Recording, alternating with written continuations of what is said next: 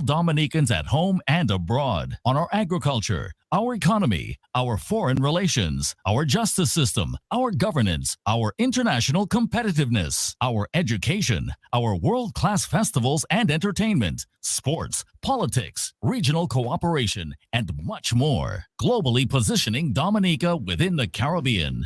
Join the conversation on the Global View on Q. Tune in, call us, have your say. The Global View on Q, only on Q95, the big station. Yes, hello everybody. Good evening and a very, very warm welcome to you in Radio Land at home and abroad. This is the Global View on Q. I'm just going to ask all my panelists to mute their mics so that we can ensure there's no feedback coming in. So I'm your host, Sheridan Gregoire. Mr. G, it's Tuesday, 11th October. It is the 41st Tuesday of 2022, and it's 8 p.m. at Q95, the big station. We're live on Facebook and on YouTube. Follow us at Q95 FM Radio. Our website is www.q95da.com. Share the live, like our pages, get the latest breaking news and reviews as it happens, when it happens, only on Q95, the big station. So my very distinguished guest tonight, I'm delighted again to introduce Justice Dr. Irving Andre. So many people asked for him this week. You have him now.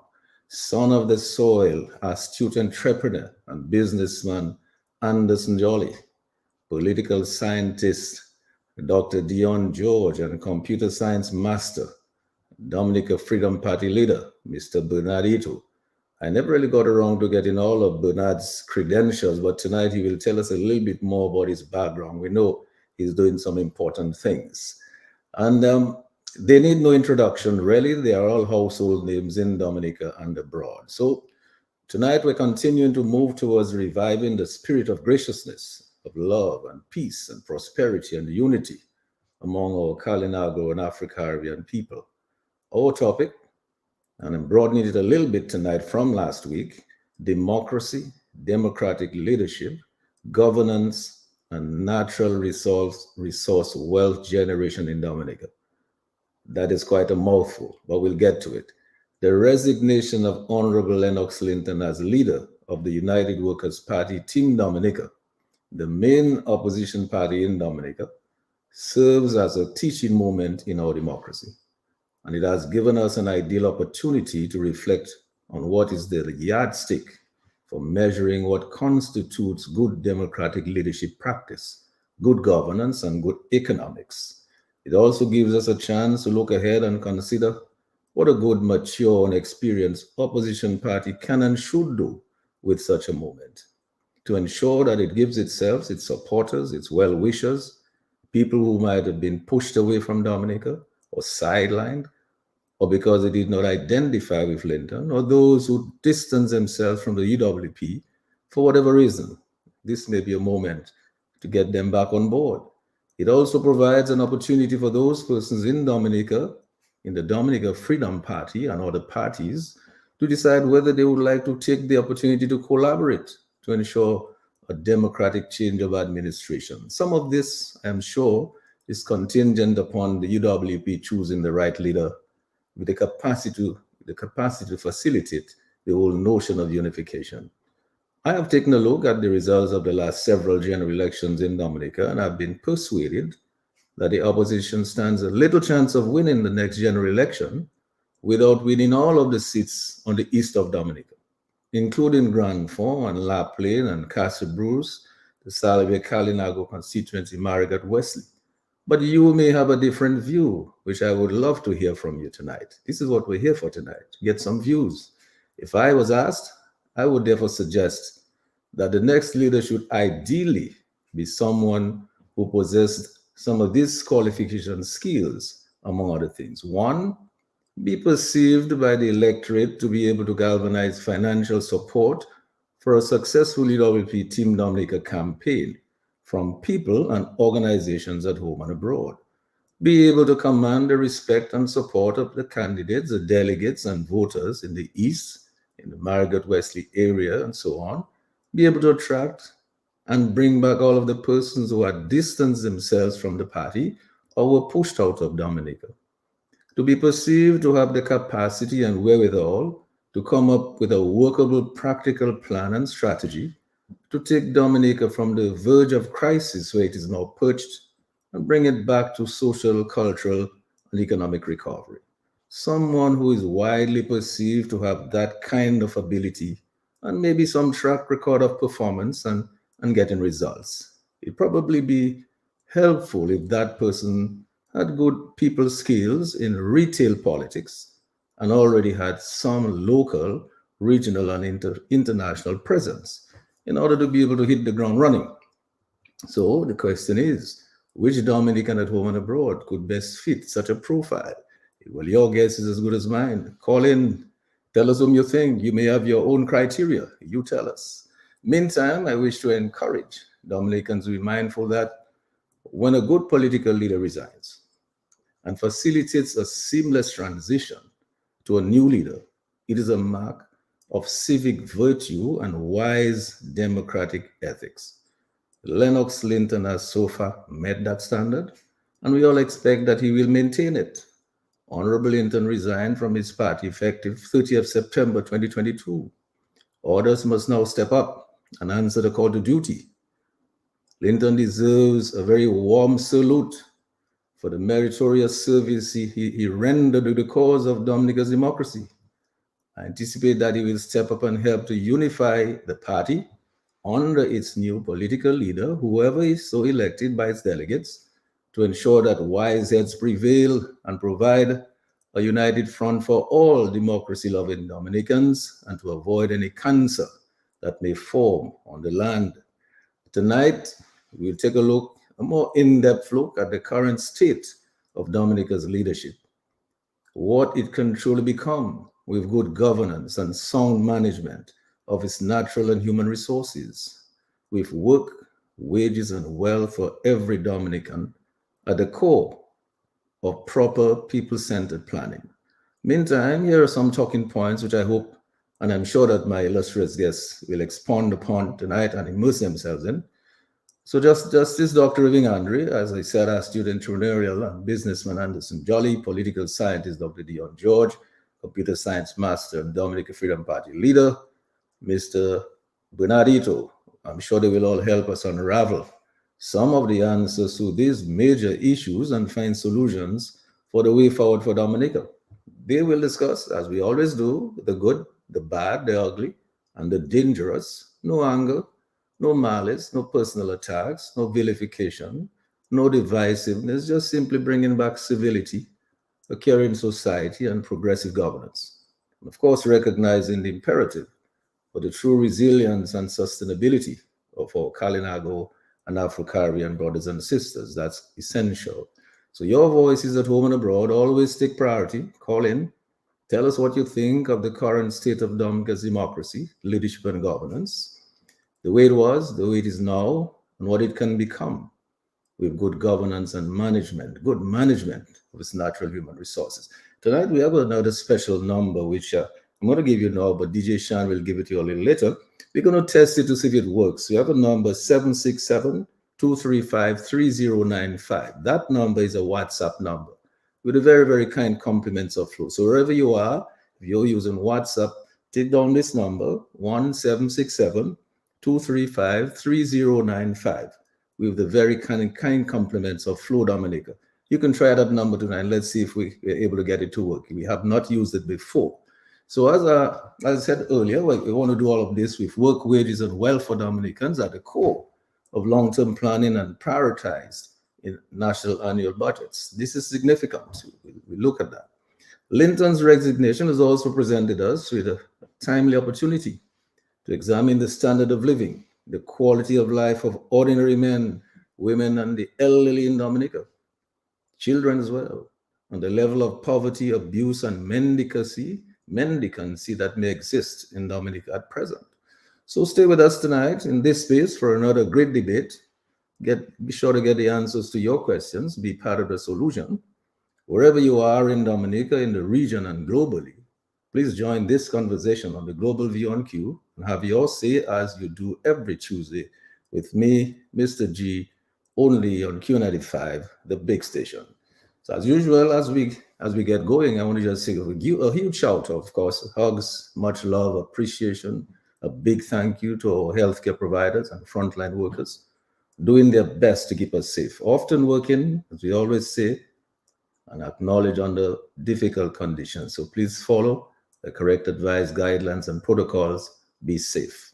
Happy to have you with us tonight. We welcome you very warmly and embrace you wherever you are, in every nook and cranny, in every village, every community in Dominica, in the region, and globally, on Facebook, on YouTube, whatever platform that you listen or viewing on. Welcome you. And we want to say thank you, Sherwin, for keeping us on the air in crystal clear liquid stereo. And thank you, DJ Shan on the console, Q95 tonight, directing the traffic.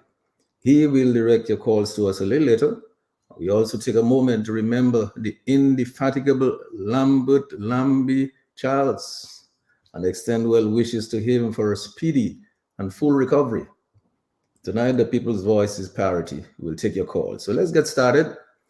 I go first to Justice Dr. Irving Andre to give us a sort of historical analysis, a situation analysis of what he sees taking place in Dominica in the context of our topic tonight, democracy, leadership, and governance in Dominica, against the background of the resignation of Mr. Lennox Linton and the broad question of raising of leaders as a mark of democratic maturity and encouragement to Dominicans to understand that when a good political leader resigns, it is a mark of civic virtue and wise democratic ethics. So let's get into all of this tonight on the Global View. You get the first word, Justice Dr. Irving Andre. Over to you. Well, thank you for your generosity. Let me say welcome to the fellow panelists, to DJ Shan and to Sherwin. Let me say good evening to your great listeners. Let me start by saying that irrespective of how bleak the landscape appears to be, it is still a day that the Lord has made. Now, Mr. G, you pose some wonderful qualities of a leader and so on, but there were two exceptions. Actually, there were two omissions in what you've said. Let me ask you this. What is the efficacy of a leader having all these virtues, being able to mobilize, being able to fund, being able to build bridges, if you continue to have elections which are stolen, which are in defiance and not in compliance with Dominica's constitution? What do you think will happen with a leader with all these wonderful virtues who have to fight an election, who has to fight an election, where persons are imported by the hundreds or the thousands into Dominica? There were 19 planes on the tarmac in the last general elections. What kind of quality you think will prevail if that condition persists? What kind of election, what kind of leader do you think will prevail if the concerns of the CCJ are left undealt with and unaddressed? And there's one fundamental quality that you omitted, again, you overlooked, I should say, and that's a quality exhibited by Lennox Linton in spades. The leader has to have the moral rectitude and strength to stand up to unrelenting and unfair criticism and persecution and harassment and ostracism and so on. The leader must not fold like a pancake and join the opposition when they are offered 30 pieces of silver or a mess of pottage. We don't need a leader with 4 or 3 degrees who will do that and learn to call sycophancy moderation. We need a leader who has values, who believes in the redemptive force of the country and the Dominican people, who believe that the good in everyone has to be resurrected as if he or she were Lazarus, who believe that we have to fundamentally change the paradigm in terms of development in Dominica, who doesn't believe that businesses should be literally, killed, quite frankly. Persons should be deprived of opportunities to generate wealth. A leader who believes that the intrinsic strength of the Dominican people lies in the innovation and the ability of the Dominican people to rise to the occasion and create wealth on their own, not to beg on a Wednesday morning, bereft of any type of self value, self worth. We believe that the leader should have the wherewithal and the fortitude to believe that Dominica's future should not be buried in the sale of passports. Much or most of the proceeds of sale going to mysterious funds and mysterious accounts outside of Dominica. So this is not a matter of a leader having all these wonderful, profound qualities. It's a leader who can stand up to the unrelenting attack of those who seek to perpetuate what's happening in Dominica. And let us put all this within a context, for God's sakes. We live in a society at this point, unfortunately, where the political directorate has perverted all those good sayings and those qualities that we held so close to our hearts. For example, we were brought up on the maxim that by the sweat of thy brow thou shalt eat bread. And what's happening in Dominica is worshiping of a maxim, by the sweat of thy brow thou shalt steal bread. We live in a society where instead of asking, for example, what the CBI funds can do for the country, the question being posed is, what is the CBI doing for certain members of the political directorate? We live in a society where the whole notion of being your brother's keeper no longer persists, because what we have is we have political zombies in the dead of night distributing brown paper bags to the party faithful and ignoring the poorest just because they may have a son, a daughter, a relative, an aunt, an uncle who supports the other side. We live in a society where there is a proliferation of guns. There's guns on the streets. There's guns all over the place. There's guns, for example, coming into Dominica through its porous borders, through customs.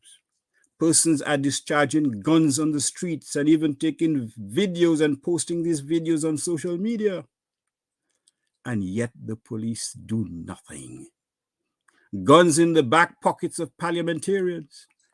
And yet you find a minister of security saying that the remedy to deal with that affliction is by the imposition of mandatory minimum sentences. Go ask any Dominican who resides in the States. Mandatory minimum sentences has not curbed crime in any way, shape, or form. Even Texas has moved away or has taken steps to move away from the imposition of such sentences. In Canada, these sentences have found to be unconstitutional. But these measures, irrespective of the fact that they will serve no good whatsoever, they are done to hide the real problems related to these types of afflictions. Because we know the borders are porous. The United States gave Dominica about $2.5 million years ago to build some type of customs facility way up northern Dominica. What happened to it? Disappeared. Ineffective policing, the targeting of those who don't support the political directorate. Those who support them can get away with discharging guns in the streets of Roseau without so much as a passing glance. In a case of a few years ago, a chief of police, for God's sakes, acting chief of police, gave a gun back to an accused whose license to hold that gun had expired. A few years ago, we had the gun of a law-abiding opposition supporter in the Marigot area being deprived of his legally held gun. But those with guns coming into Dominica through barrels and through our porous borders from Guadeloupe and Martinique can hold on to them, particularly if they are perceived to be supporters of the political directorate. This is the moral crisis that we face. This is what is happening in Dominica. And this is why the whole question of leadership is not just a matter of a leader having certain qualities. It's a leader being able to rely on the Dominican people to do what is right. For example, in terms of freedom of expression, tear gas at Salisbury in the middle of the night, tear gas at Macmillan's gas station, again done with impunity, with no attempt to respect the constitutional rights of everyone in the society. What about our passports? Billboards in Beirut, Lebanon, billboards in Afghanistan, billboards in Dubai, proclaiming that Dominican passports will give you entry into at least 150 countries. Dominican passports being hawked, the value of the citizenship of the island being diminished. What about local industry, local businesses? Go and ask a fellow called Thompson and Danny, who started to export produce years ago and they were clamped down. This is the context in which we're talking about. Who has the courage to challenge these cancerous growths on the body politic head on? Who has the ability to give hope to the Dominican people, to reduce this state of beggary? Who has the wherewithal, the moral wherewithal to stand up instead of accepting 30 pieces of silver, instead of retreating into silence inexplicably? Who has those attributes? And it's important that we look at these things not only in terms of the contemporary issues, but from a historical perspective. Now, I heard one of your panelists say a couple of weeks ago that treachery is a normal part of the political cycle. But why should we accept that? Why should we accept that? Why should we accept that the whole question of leaders being stabbed in the back, like Julius Caesar? Why should we accept that that is the norm? And those on your panels on previous occasions, they were absolutely right. This is not something new. There were serious conflicts way back in the 50s and in the 60s and the 70s. Libla had to battle two fronts, one in the early 60s and then on or about 1970. He expired two of his allies, erstwhile allies, Libla, Mr. Loblack, and then Phyllis Shahar-Olfrey in 63, 64. He faced another crisis in 1970. What did he do? He fired all three and he fought the elections. So that is another attribute that we have to look at when we talk about leadership. The courage to fight on rather than to retreat. Patrick John had issues with the Amor brothers, particularly Ronald Amor. And after his triumph on about June of 1974, in October of that year, both the Amor brothers were expelled from the party. Eugenia Charles, when she almost lost in 1990, she made her famous statement to the effect that she will help those who voted for her, or words to that effect. And from 1990 to 1995, she fought a bitter war with Edison James. Her party lost in 95. And when elections of 2000 came through, perhaps for the first time in her life, she quoted Malcolm X to get rid of the UWP by any means necessary. And we know the denouement that besieged Dominica after the victory of Rosie Douglas in 2000. We know what happened in 1974. We know the treachery which besieged Pierre Charles. The naked, unadulterated treachery. But most importantly, we saw what happened to those who talked about that treachery. with the mere offer of 30 pieces of silver. They bolted to the other side.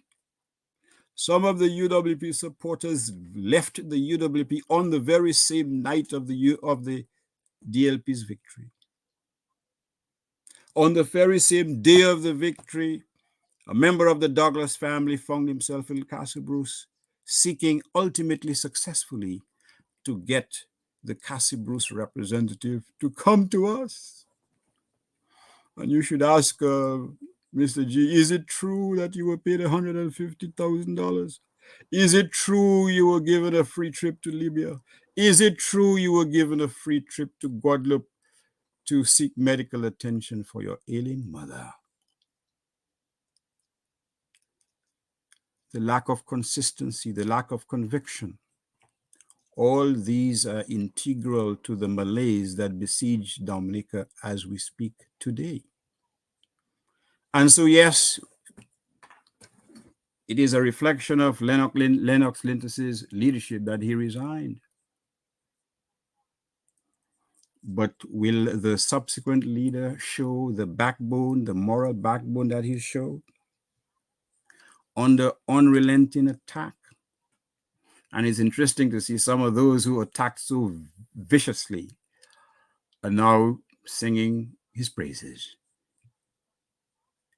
Will the leader abide by the constitution of its party? Will the leader be broad enough or broad-shouldered enough to reach out across the pond and seek out those who dream of a better Dominica? Those who dream of opportunities to contribute to Dominica's economy?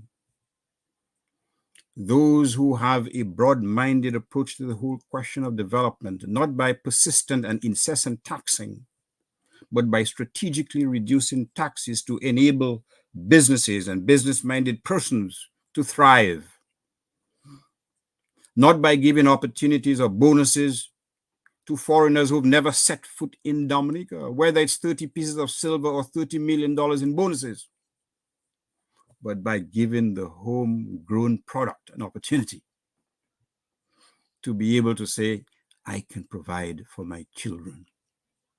I can vote. I can make decisions, even if I'm given a little pittance during elections, even if I'm given a little galvanized sheets, even if I am given a little house without title after I have been beaten up in a basement in La Plaine. People who are proud enough to say you can do what you want. I will stand on my principles because my interest is the future of Dominica. Not being able for a few months to buy basics for myself and my family. Because my interest is with the future. The light at the end of the rainbow. The light which Jimmy Cliff sang about. The hope of every nation to be able to build an economy to enable its citizenry to provide for themselves and their family. That is the question that we would ask when we talk about leadership. Whether the leader will have that broad perspective, that unmitigated honesty and integrity, that leader who will not be bought, that leader who will not sacrifice his or her values after receiving a pittance from the political directorate. Do we have that leader? Will that leader arise? It is our hope that he or she does, because the future of Dominica, quite frankly, is at stake. These are rough times ahead. Already, all the foreign banks are fleeing this jurisdiction as if chased by a sukuya, for God's sakes. Nobody wants to handle tainted money. All this is part of the milieu that the leader has to deal with. The whole question of equality has been thrown out of the window. Persons have been identified by their political affiliation to determine whether or not they received some benefits. Blessings went to the hospital some time ago, and lo and behold, to his horror, a patient stricken with COVID was placed right in the bed beside him.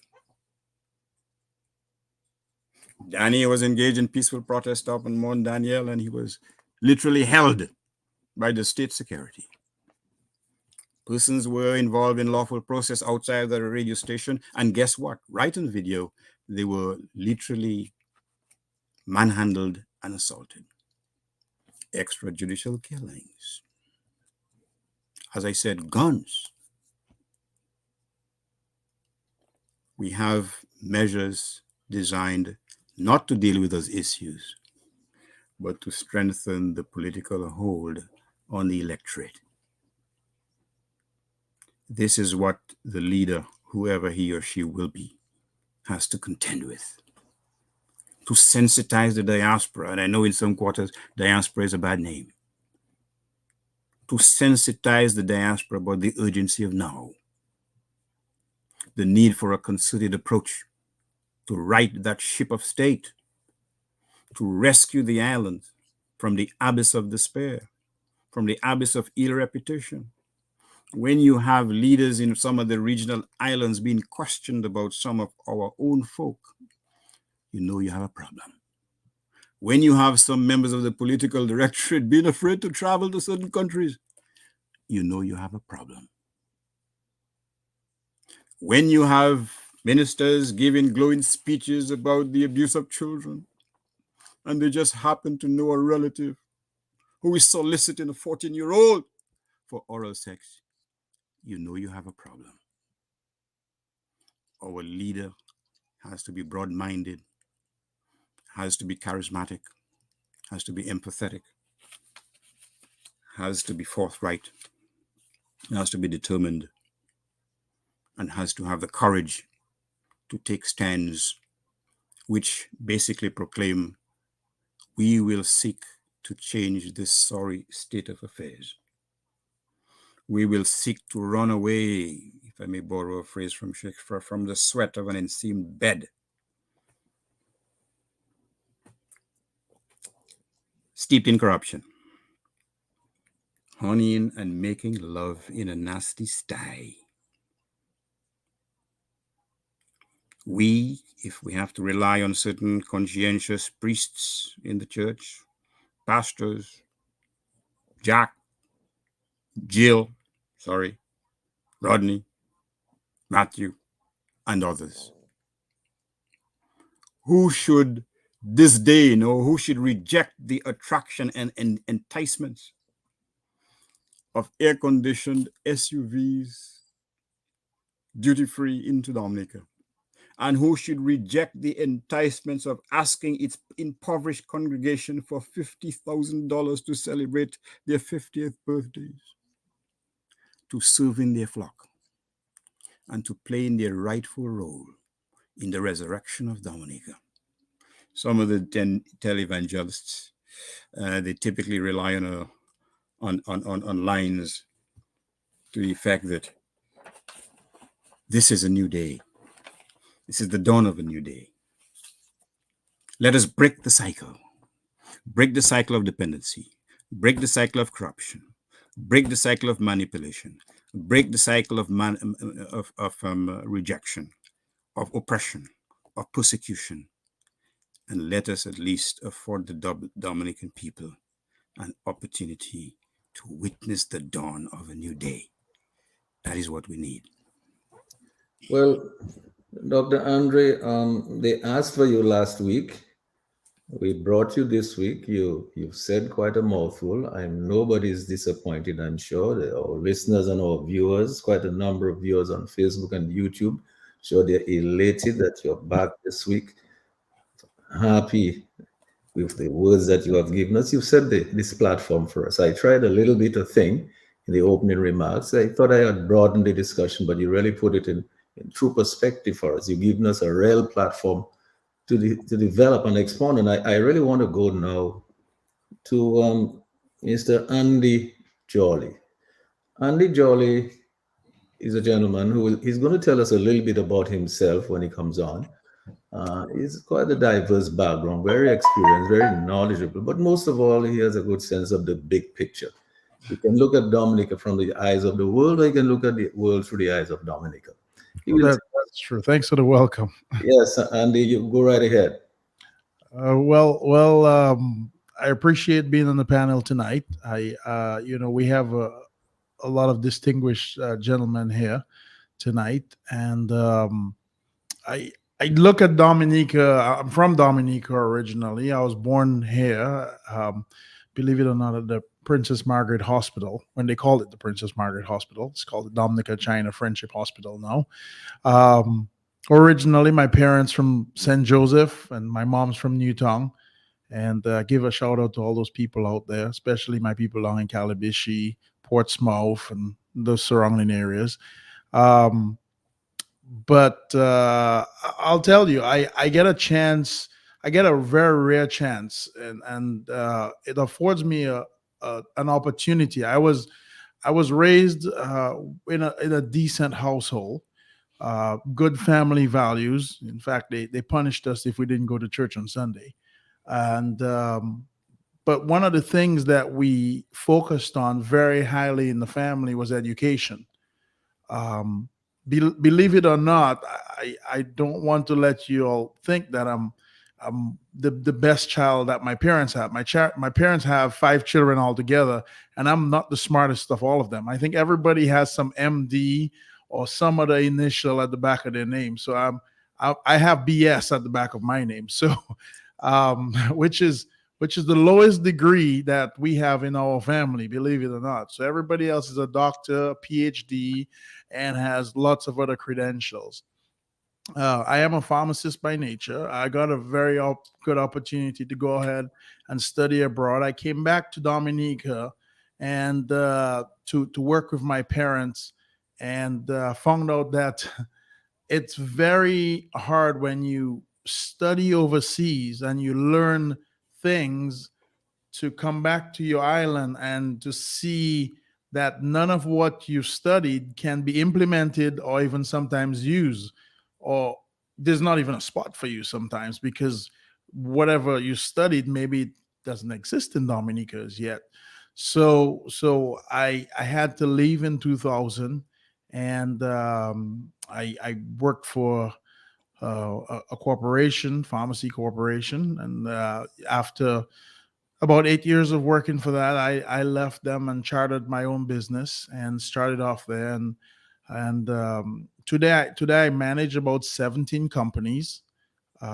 They do very well. I have a total of three different companies in Dominica, and they do okay.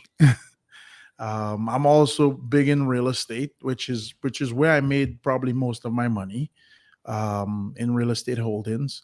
I love real estate. It offers me to use some of my skill that I have, but I love home, and I love Dominica, and Dominica is a place. It's home for me. When I come here, in addition to the 10 pounds that I lose, I feel welcome and I feel home. I feel my friends are here, my people are here, uh, and the only problem is it's very hard to come home sometimes because you see everybody else doing great things out there, and you meet people every day and they're doing all these wonderful things, all these new ideas. Hey, let's go use pumpkin seeds and go make coffee. Let's use this product and we're going to start this manufacturing company. There's so much science, technology out there. And then you come home and it's almost like, well, we're still at zero.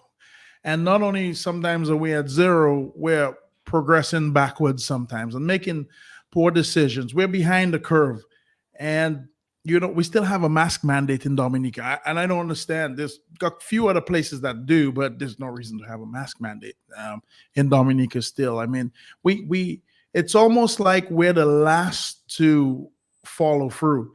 So being my home, I have to look at things objectively and say, hey, what can we do? Where can we go? What's going on? And why are we so far behind the curve?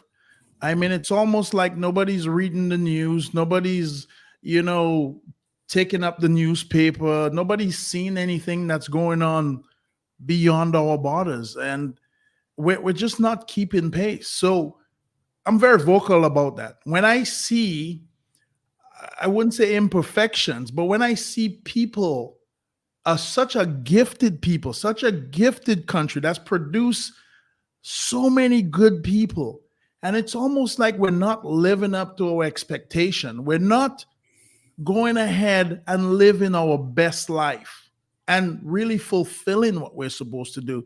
The question becomes, what's going on?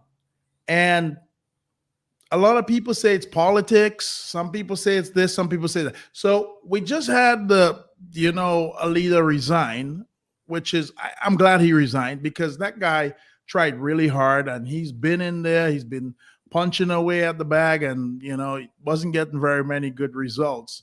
And I don't think it was because that he wasn't going about it the right way. He was a great guy. I love the guy.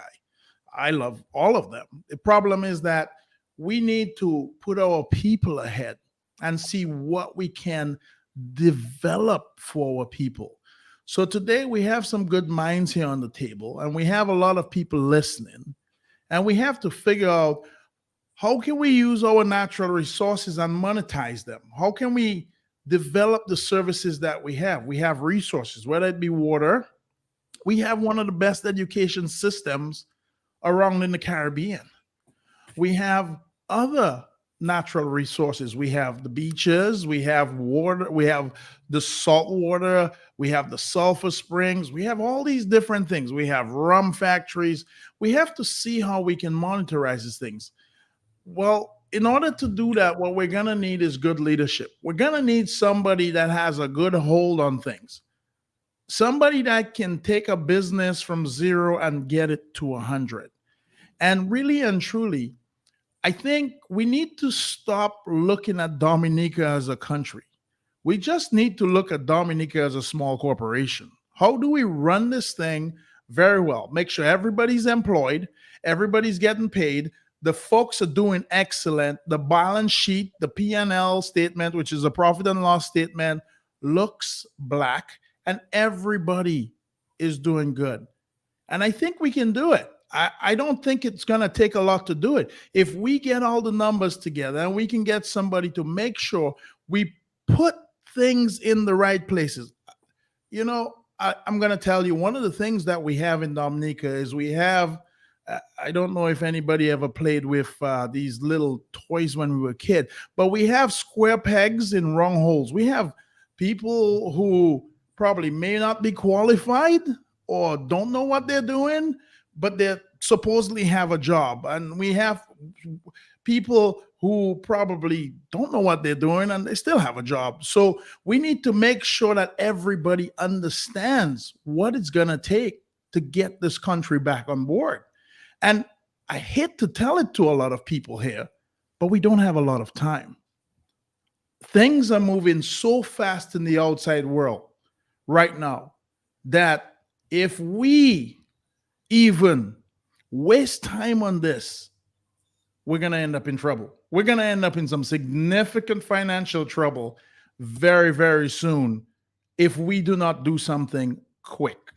So I think we do need a new leader, or we just need to fix the leader that we have, because something has to be done.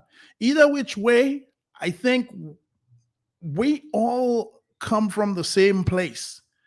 And I don't think when it rains on my roof, it doesn't rain on your roof or the other roof. It rains on everybody's roof in Dominica. And the rain comes down really hard in Dominica. I don't know if people notice that. So we need things to start moving. And how do we do it? I don't know. But we need some more discussion on it. We need to find some good people to do it. And I think Dominica has those people. But we need to start embracing those people. Instead, we're driving them out, and I don't know why, because we need them.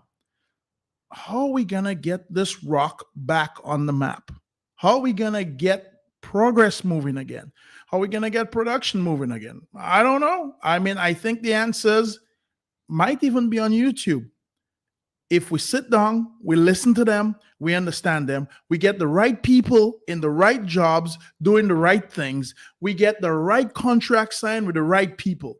There's no need for us to look for something outside or somebody outside. We have people right here that can take care of things. We have people that are Dominicans that are willing to take care of things only if we give them the opportunity. That's all I gotta say. Yeah, well, and thanks a lot for that, Andy, for the introductory remarks there. I mean, Bernard, when Andy, Dr. Andrew gave us so much to chew on, and we're going to expand on that as we go along in the discussion. When we think about what Andy says about the human resources that we have, think of countries like Singapore, you wonder what it is that we're doing. Are we not looking at examples of other countries that have used their natural and human resources? And you yourself, Bernard, tell us a little bit about your background as well, because sometimes I don't think everybody truly knows what you do or what your background is. But I know that you like to talk about the knowledge industries, and Andy's coming from there. I mean, let us break new barriers, and there's so many things that are not new in the world that is happening already. We have the resources, or people are well positioned, well trained, and experienced in many of those areas already, people like yourself. So let's talk a little bit about, take it from where Andy left off. And then I want to go back to Dr. George after that. Let's go back into all of what Dr. Andrew was saying and bring the discussion back to the whole question of democracy and leadership and good governance and the economy. That's what we're here talking about. We're talking putting people first. Bernard, let me go over to you. All right, very good. Thank you so much, Mr. G, for the invite and the opportunity to talk again to the panelists, wonderful panelists as always. As Andy said, we have the people, we have the brains, we have the resources, we have the capability. I think we have a lot of the leadership we need to take this country forward. You asked a little bit about my background. I'm an engineer by training. I have a master's degree in semiconductor engineering, which is really the development of microchips.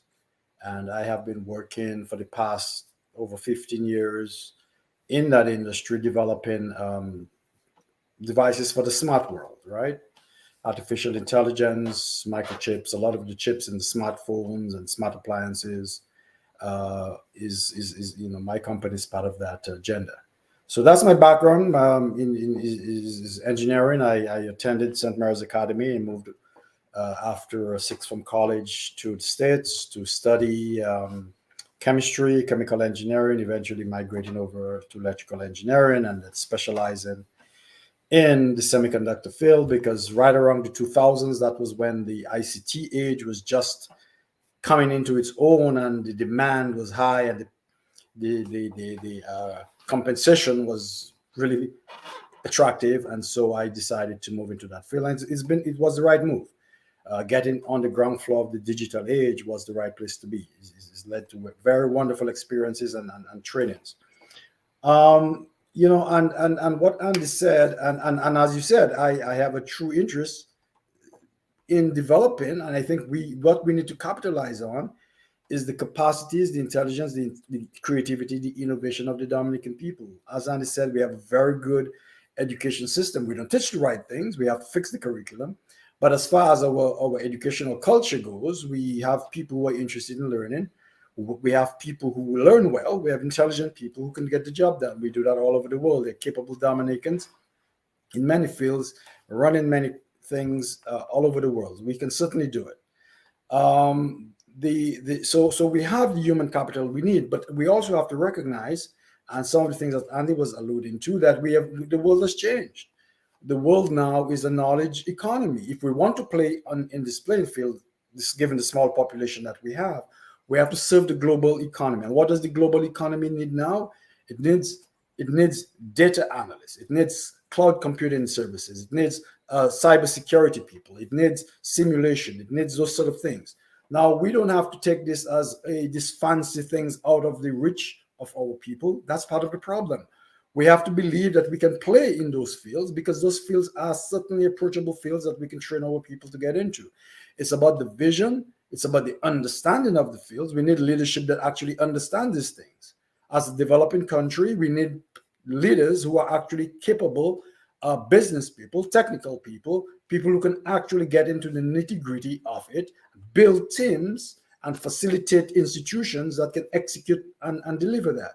If you look at the track record of places like Singapore, South Korea, Hong Kong, and a lot of the developing countries who broke into the first world nations, there's a particular profile of leadership that is there. A lot of those folks are, in fact, technical people, engineers, scientists, business people, and folks who truly understand how to develop an economy, how to create wealth, how to generate wealth, and to create opportunity, and how to structure an economic environment to do so. So when Andy said about, let's stop thinking about Dominica as a nation and as a corporation, he sounded almost identical to something I've said many times. Dominica Incorporated is what we need to be and what we need to do. And we need to put that into practice. We need to analyze our strengths, our weaknesses, our opportunities, and our threats, and develop strategic plans that take advantages of our strengths, mitigate our weaknesses, and then think visionary and long-term about who we want to be. Fundamentally, this is about a question about identity. Who are we as Dominican people? Who do we wish to be? Do we have an identity? Do we have a vision? Do we have a mission? Do our people get up in the morning and say, we wish to build this great Dominican nation? I would say no, because leadership has not provided that sort of vision, that sort of imagination about who we want to be. Tap into our collective need to be somebody in this world, to take a seat at the table of nationhood and say we are somebody too. We create value. We don't simply consume value. We create technology. We don't simply consume it. And that is the sort of vision that has been lacking throughout our political leadership and our society as a whole. We do not yet have leaders who have been able to sit down and say, let us have a national conversation about who we want to be. And that is necessary to create this sort of emotional fuel, the sort of focus that we need to not only develop, but to execute a national plan. And so that is, in fact, correct. What we need to do is to develop Dominica Incorporated and get the right people into the right seats on the right bus and have the bus headed in the right direction. But it takes competent, capable people who are focused not on self, but who are focused on a vision, who get excited and get psychic payments from realizing visions. We need people who do not want another dollar in their pocket, but will take pleasure in seeing their people well employed, in seeing new industries move in, who will take pleasure in seeing the country move from third world to first world. That is the sort of leadership and the people that we need, people who take psychic payments rather than financial payments. People who get a chance to be part of realizing a new nation, a shining nation on the world stage. And that's the sort of thing that we need to engender in our country. But our leadership, not only are they not focused on these things, nor do they seem to be competent at developing visions, missions, and executing action, but they seem disinterested. And that's understandable because the current administrations are not focused, really, they're distracted. Their mission is really not national development. They give lip service to it, they have to win elections.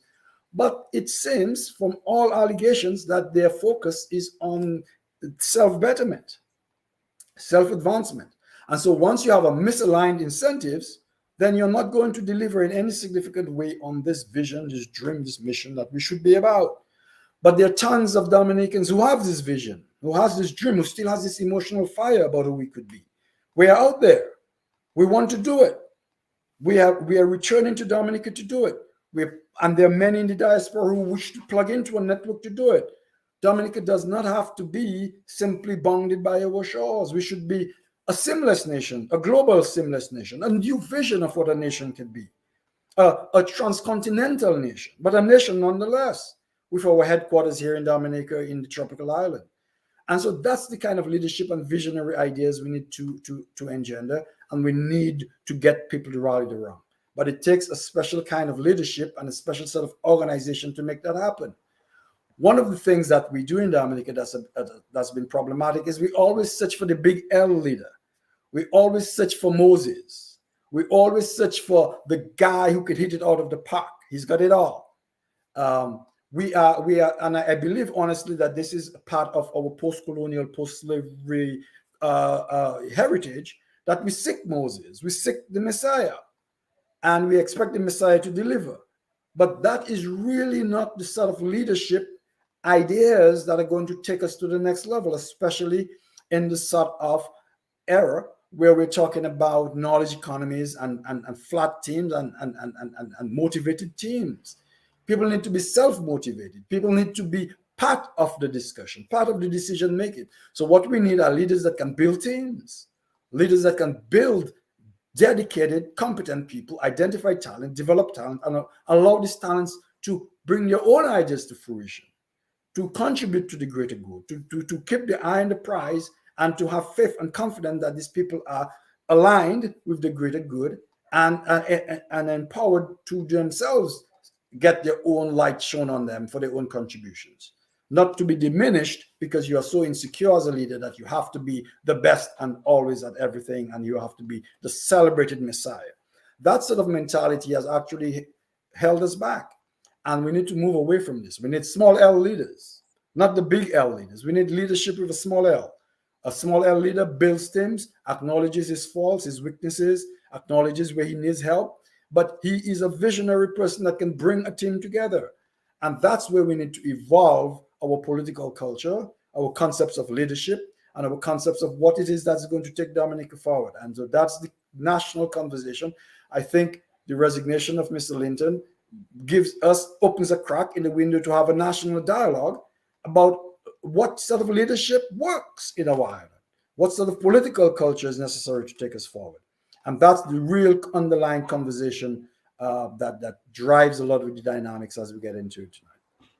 Yes, and thank you for that, contributing that opening. Our situation analysis really is what we've been doing, and kind of looking at the big picture, where we should be looking in the way we're looking at Dominica and its future, and looking at the political dynamics and the whole notion of leadership. Obviously, as you said, Lennox Linton, his magnanimity, has allowed us this opportunity to look at that in depth. And I want to go to Dr. Dion George, who's a political scientist, who will sort of break all this down for us and put it in perspective. Let's get back to the topic that we had, a question of democracy, democratic leadership, good governance, and so on.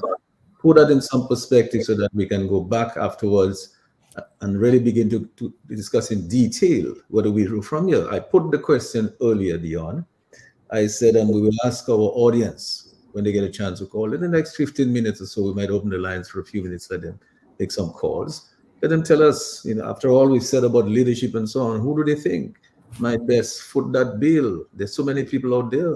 I even heard people calling Andy Jolly's name.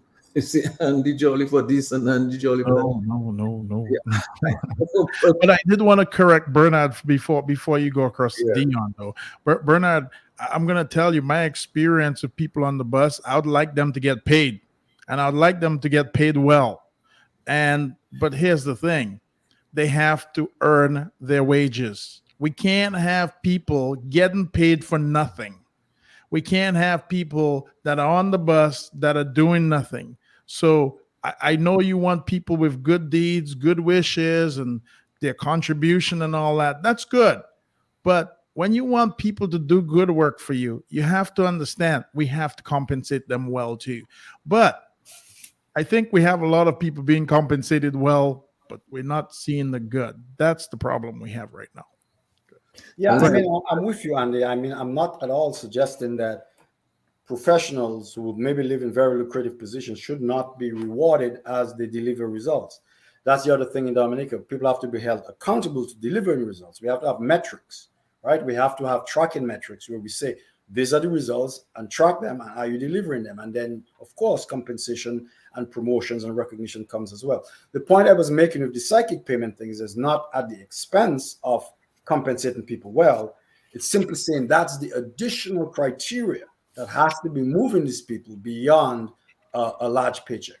Because if you do not have that, the notion of achieving a visionary goal can quickly lose its shine for you. So we need some emotional fuel beyond just the nice paycheck. But I certainly support that we should hold people accountable to results, and when they deliver results, there should also be economic, reward as well.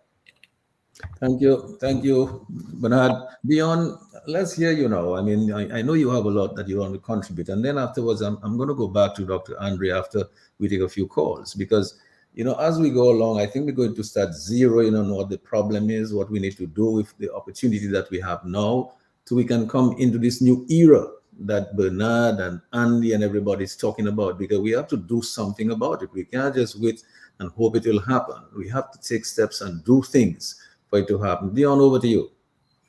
Thank you very much, Mr. Gregoire, and good evening to your listeners in the diaspora, internationally, and a special good evening to the people of Dominica and my hometown, Salisbury. I want to say good evening to my panelists, Dr. Irving Andre, Mr. Jolly, and I would say not my schoolmate because he was my senior, but Mr. Bernard Ito, that, was advance of me at Midwestern, but was very good friend to me. And I really appreciate you, Bernard. And so good evening all. DJ Shan, I want to tell you how proud I am of you for what you are doing. And of course, we want to give our love out to Lambi, and that we can support him in every way that we can. And so, of course, we always want to invite the Holy Spirit to our discussion, because we are doing this out of our personal time, and we are doing it for the best for humanity and for our country.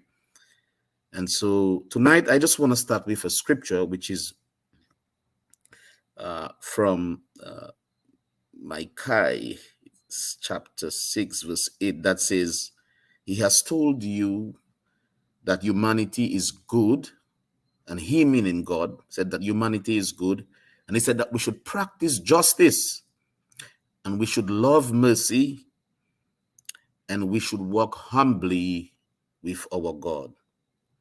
And with that being said, I want to introduce the topic. The big topic is democracy and leadership. I see this almost as a follow-up as our last discussion last Tuesday evening, that talk about, of course, the resignation of the opposition leader as the opposition of the political party.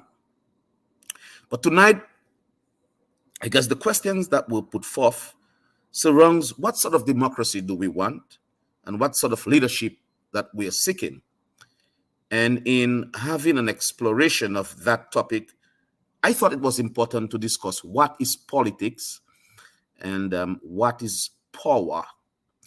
And from an academic standpoint, and of course, I will relate it back to the essence of the realities in Dominica. Politics basically is defined by a political scientist, Harold Laswell, as who does what, when, and when. Very simple.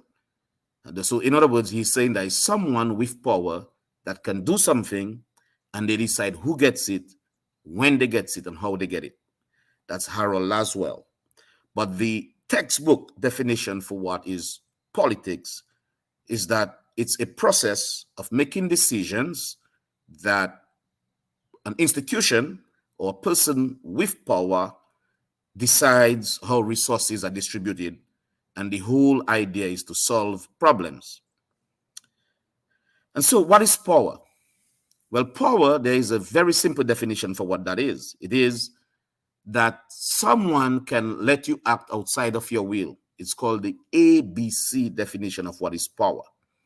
And so if A tells B, do something, and B wants to do it, it doesn't mean that A has power over B, because B did it voluntarily. But if A tells B to do something that B does not want to do, but B has to do it, clearly, perhaps A has some sort of power over B. So what are the sources of power? There are four, and I will talk about them, and I will relate it to Dominica and what we should be thinking about as we look at a better democracy for Dominica. The four sources of power is finance and capital, persuasion, sermons, and manipulation. Finance and capital. Who can raise funds or capital to get Dominica moving? That's a fundamental question. And so, given the resignation of the leader, the former leader, and looking at a reset button and looking at a way forward, I think when we discuss the whole concept of power, that's a fundamental question. Who can raise funds? How can they raise those funds? Nationally, regionally, or internationally, or otherwise? The other question is persuasion. Can you persuade people to come back to your party? And let's face it, and let's be open and overt and frank, no hard feelings. There were talks that certain people mentioned that they distance themselves from the UWP because of the former leader. It could be unjustified or justified. That's not my position as a political scientist. People have their opinion. But if the party is moving forward, the question becomes, wherever is that next leader, can they glean support from the wider community to come back? Clearly, if there is an opposition, it means you want to be in power. And if you study the chapter on political parties in American government or in any political science class, the idea here is to win elections. And so persuasion as a source of power means, is there someone who has the will to glean persons to come back? For whatever reasons they left, for whatever reason they may have felt disenfranchised, can they come back? And perhaps some of the moderates, some persons that says, you know what, I just not comfortable. Can that person glean persons to come back to the forefront? The other one is sermons. What is sermons? Sermons is what happens when you go to church on Sunday. The homily of the pastor or the priest. He tell you what it is. If you do good, you get blessings. If you do bad, you get curses. And so can we get someone who can be very direct? Someone who can look at data, analyze the data, and give recommendations based on what they have studied, providing that they can do that, and to lead a team to perform the actions that they are called to perform. Believe it or not just in public sector, but even in the private sector, data leads decision making. And so when we speak of leadership, we want someone who has experience, not just academic, but demonstrated experience, i.e., having performed in that arena, that can deliver based on analytical, political, economical decision making. And the fourth source of power is manipulation. As a political scientist, now is not the time for the opposition party to talk about backstabbing and lying and what I would call, and I'll speak about it later, groupthink and satisfying. Groupthink that, you have a little clique, and so you guys say, well, these groups are against us. A house divided against itself, it cannot stand. And so we don't want no manipulation, but it's a source of power. And let me flip that conversation just for a second, if I be. In the incumbent, in the government, is there manipulation? I don't know.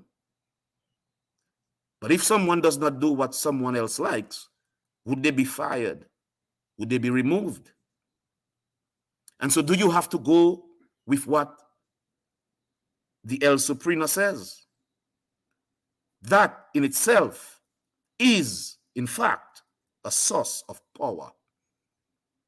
And so that leaves me with these four sources of power: finance, capital, persuasion, sermons, and manipulation. The other section of this discussion brings us to democracy. And of course, last week, Tuesday, when we had our discussion, someone called, and I think the person made reference that democracy is relative. And I agreed with the caller. Democracy is in fact relative. In fact, there is good governance and bad governance. And so the question that Mr. Gregoire posed is what sort of governance that Dominica is looking forward to. And I think my good friend, Mr. Bernard Ito, spoke of what a leader should be looking at from a very economical, sort of technological, and also political standpoint. But just in terms of a political scientist perspective of democracy, and to bring it into the intricacies of what Dominica is all about, I will mention 5, although there are 36, but I'll just choose 5. The first one is called participatory democracy. That is, people are free to be involved in the governing process by voting, of course, by campaigning, by speaking freely, and by being involved in referendums and in the law process and to recall persons. That's what democracy is about. Of course, the second one is, it's called pluralist democracy. The whole idea that persons can freely participate, different groups, farmers, fisher folks. But let me just go back to the first one. The first one talks about participatory democracy. And it says that people can freely participate. I want to pause just for a second of what the word freely means. You know, when they say elections has to be free and fair, free doesn't mean that you have to pay to vote, you know, like in the United States during the Jim Crow era, where people have to pay a poll tax. It also means the opposite. What I mean by that is if one gives you monies or free tickets for concerts, for building materials, for tickets to travel by land and sea, which the Universal International Law says you can transport people, but not by land and sea. What it means, therefore, it's not free. It means you have been bribed to do it. And so it's not just back in the 60s where black folks had, well, all folks had to pay a poll tax. No, it's also giving folks for monies or whatever way you want to convince them to vote for you. Make sure that you're not bribing them. The other one is called protective democracy. What that means is there must be checks and balances. I heard the good doctor, Justice Irving brought up something that happened to my hometown on the eve of an election where they were tear-gassed. And I always mention that, and I folks talk about it like it's an event that happened like a storybook. But I want folks to really understand, consider it's your auntie or your grandmother or your mom or your cousin or your granddad. That has nothing to do with politics. And they're in their bed and they are tear-gassed. And then the person that come to rescue them from the house is shot in their leg on the eve of an election. And so I say that to tell you that the third one is protective democracy. That there should be the executive, of course, there should be the prime minister, the president, the cabinet, but there should also be a judiciary which is independent. And we should act to represent the interests of the constituents of the state of Dominica. That's just what it is. And that is why I'm so thankful that we have come to develop NIDCLIF, Nature Island Dominica Civil Liberties Foundation, Inc. That we would stand for democracy, we would stand for the environment, we would stand for people's human rights, etc. And that's why there should be limits on government. So one of the initial questions, what sort of government do we want? And the answer is, we want a government that represents the people, i.e., we should have the Bill of Rights. 10 amendments to the original US constitutions. The first one says that there should be freedom of speech. Tomorrow is what? Wednesday? I believe there is a walk in Roseau for the protest or standing for freedom. And I think it's for, if I'm corrected, perhaps I may be, it's for children who have been abused. I think that's a good cause. And so I'm saying that freedom of assembly, to peacefully assemble, freedom of speech, freedom of religion, and freedom to petition the government. And so if Salisbury people have a problem with their road, or if Sufuye have a problem, I don't know what problem they may have, but you are free to petition the government because they represent you, and you should do it with all good conscience. The right to bear arms. I understand they're going to put more stringent laws on guns. I don't know if it's good or bad. I am one who supports the Second Amendment of the United States. And in Dominica, I don't know what is the situation about illegal guns. I will say this: I do not support illegal guns or anything illegal. Not quartering, the third one. Soldiers, your house is your house. If you say you cannot come, you cannot come. The fourth one, unnecessary search and seizure. People have rights. Somebody cannot meet you. I heard Dr. Andre mention about people protesting and they were manhandled and assaulted. That's your body. Nobody can just touch you and just search you or hit you. The fifth one, the right to remain silent. I plead the fifth. The fifth one also has a part which is called eminent domain. Speak about the people of Wesley and Marigot for their lands. Government has a right to take your property, but it must be for public use. And you must be duly compensated upfront. It cannot be delayed. And it must be for public use. I don't know if it's for an airport is public use. But if it's a private firm that's doing it, I don't know. There is a case in the United States called Kilo versus the City of New London. You can pull it up. Where Kaiser, or one of the medical organizations, I don't want to say the wrong company, they asked to develop a place and they took the lady house and she never got the compensation and the company did not do it. But the government, it went to the Supreme Court and the government says, okay, the government can take the property because they would create employment, etc., etc. My point is, in Dominica, you cannot just take people's property without compensating them duly, and make sure when you do this for public use, and the compensation has to be upfront. The sixth one, right to speedy trial. Seventh, jury of your peers. Eighth, unnecessary bail and unusual punishment. The ninth, we don't have things that are all in the Constitution. Some of it is not. So we have rights that are enumerated or non-enumerated. It's not there. So I'll leave that alone.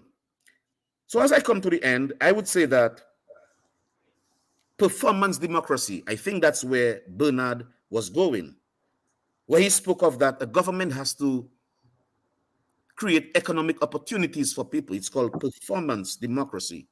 And I'm saying that because there are several ways to look at a democracy. What do we want?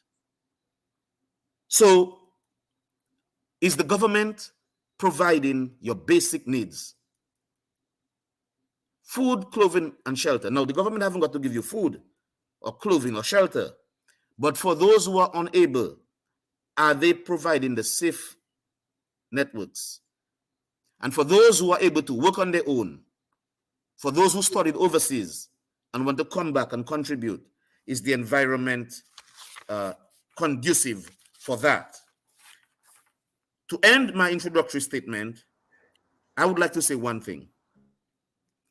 I believe that our democracy should be one that is viable, i.e., that the incumbent and the opposition are fighting very hard for the constituents to represent them.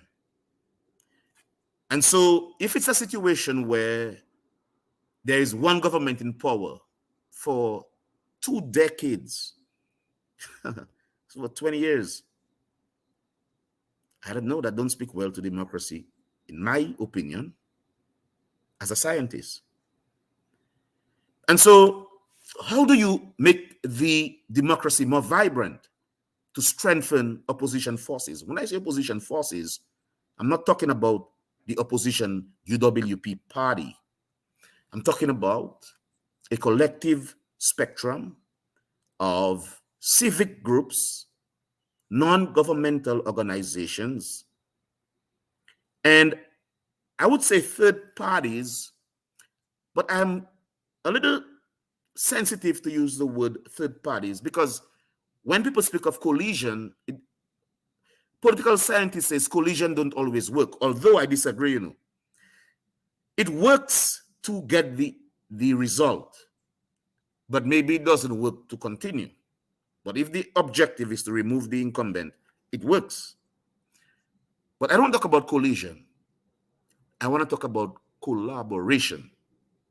To work with all parties, NGOs, civic groups, identify persons, remove personal sensitivity, and look at the big picture for what is the best for Dominica and for a better life for our country.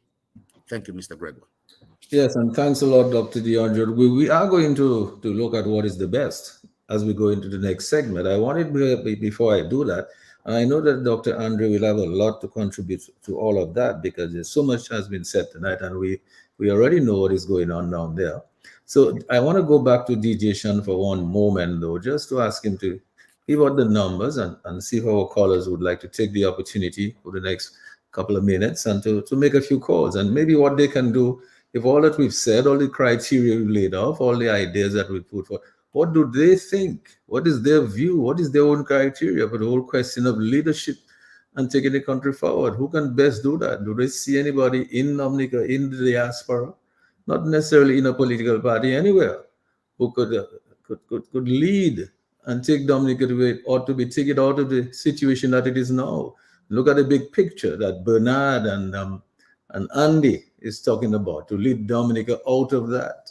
Take it out there, And so, DJ Shan, let me go over to you, give the folks the numbers. And don't forget to give them the WhatsApp number, which is given to us kind compliments of flow, so some people can use that number. Let's see if it works. They can make a free call and get to us. All right, thank you, Mr. G.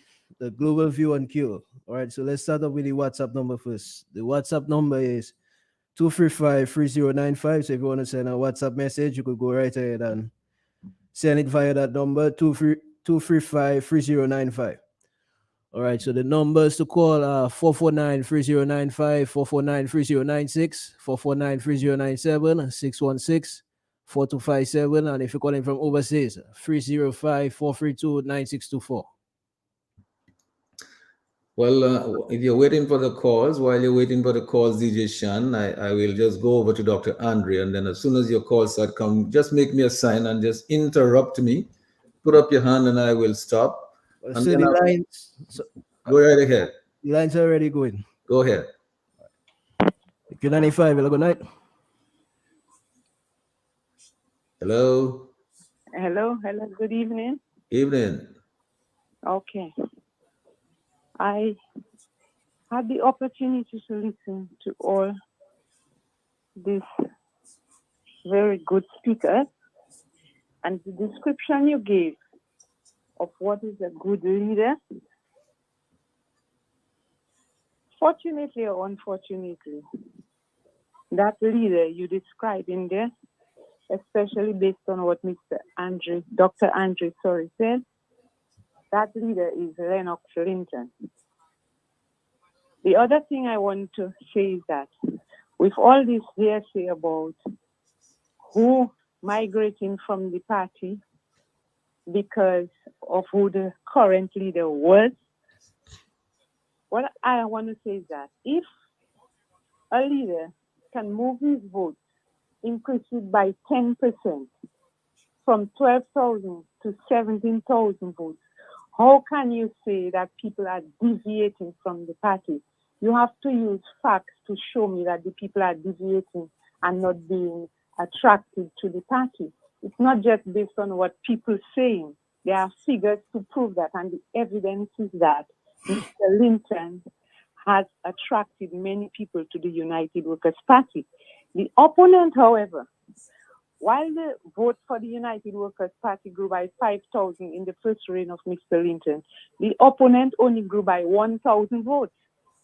With all these imported votes and all the bribery and treating. So let's do a proper analysis of this and give the man his credentials, he deserves it. Lennox Linton is the champion for the people of Dominica. Thank you.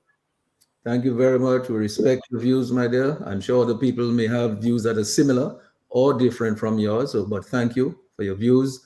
DJ Shan, let me know if you have a call. Q95, hello, good night. Hello. Go right ahead. Good evening. Good evening. Yes, I was listening to the gentleman who was talking before. What an excellent presentation. But again, I want to say it again, and I have said it before in your radio station, Dominica is a democratic country only on paper. In practice, Dominica is not a democratic country. Again, going back to what happened in Salisbury. What's happening right now every Wednesday when people are trying to walk peacefully and so-called police, I don't call them police because these guys are dressed in military uniform, harassing the people. A so-called president who was under house arrest back in the 70s does nothing, doesn't open his mouth to say nothing to protect the people. It's just a shame and a disgrace. I wasn't at Defense Force when they were going to pass the Seditious Act. Mischarged the people that night before the demonstration. Don't even go there with an umbrella because the police will think you're coming after them. When I arrived at police headquarters as a former member of the Defense Force, they were giving us semi-automatic rifles, SLR. I threw it down and I walked across to fire brigade because I was also a fire officer. I refused to shoot or kill Dominicans for crooked politicians. Thank you, gentlemen. And thank you so much for your call. Appreciate that. DJ Shan, you have some other calls you'd like to take? I just wanted to bring up a good point. Some of the callers make a good point, but you also have to realize that the world has changed a little bit. The party politics. It's good to have the party politics. It's good to understand that there's two sides, and there's blue and there's red. But now we need to start to understand that we need to focus on green. We need to put some of this stuff aside. And we understand that we've had things happen to us a long time ago. And don't get me wrong, I think history is very important. But we have a lot of young people, young lives that depend on the movement forward of Dominica. And one of the things we have to do is put all those old things aside. And we need to start looking forward to the future. And everybody who calls in so far is kind of looking at what happened in the past, what's happening, good happened 10 years ago, what's happened. We got to put the past aside. In fact, we're so far back in the past, we might as well go back to wearing loincloth. We need to understand that we need new minds, new thinking, new strategies to move ahead today. So I understand that we've had bad leaders. I understand the leaders before have made mistakes. Hindsight is always 2020. But we need to focus on our future. And with you calling in here, it's nice to tell us what happened, who a good leader was, who a bad leader was. But these things don't matter anymore. They have gone away. We need to start new. We need to focus on the future. Thank you, Andy. DJ Shan, did you have another call that you wanted to take before we move on? Go right ahead. Sheridan, can I say something? 1 second. Lee has a call. Let's take the call. Yes, You have a call, DJ? The entire Yes, sir. panel Go right ahead. and to the citizens of Dominica at home and abroad.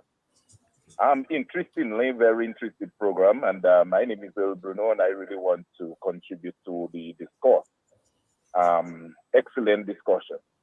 I have been supporting the United Workers' Party over the past several years, and I was a very strong and strong laborer. And I consider myself as the one of the as the original one. Now, when one gives support to a party, the party has to always in a mood to progress for victory. And our biggest problem in Dominica now is the economy, the way Dominica shaping, the way we plunging, the way we heading. And all of us are supporters of the party. We have to now decide whether we want the house to be cleaned and fresh up and come brand new and to see a new house, a new Dominica. Or we want to just burn down the house. We have to decide what is it that we want. So I just want to say that at this point in time where Dominica is, it calls for maturity and it calls for people who have experience in the various fields of developing a country, economics, and just name it, because I live in Dominica and I can tell you, I cry, my heart aches, because all of us under the pressure, we feeling the pinch, we feeling the squeeze. Let us just stay together. Understand we have in that boat over the past several years, rocking in some rugged terrain and some bad stormy weather. We need to get out of it and we need to save our country. Right about now, it's not about one man. It's not about a man. It's not about my party, or it's not about nothing else, but it's all about us. It's all about Dominica. And I'm now looking about the well-being of Dominica for all of us to enjoy the major isle of the world. Thank you for the opportunity. And thank you very much for your call. DJ Shan, do you have another call? No, sir. All right, let's Dion, you wanted to say something. Yes, I thank you so much, Mr. Gregoire. I just wanted to say something very quickly. And it has to do with the response of one of the callers and how I think Mr. Jolly responded to the caller. I will say this. I want us to look at this transition as a reset button. But resetting the bottle doesn't mean that we have to alienate anybody. In our last show, last week, Tuesday, I think the consensus was overwhelmingly kudos for Mr. Lennox Linton.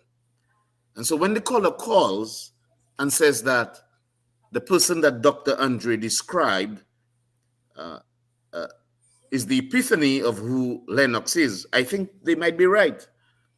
We are not saying no.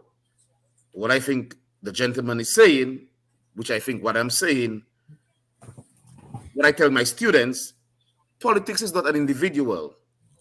I define politics in the beginning of my statement. I won't repeat it. It's really institutions. And so my hope is for a better democracy, i.e., that if someone resigns, that they can be part of building the team, be part of the collaborative effort, be very involved for the purpose of what the organization is for. It's not about personality or individual. It's about the objective and getting the right result. That's it.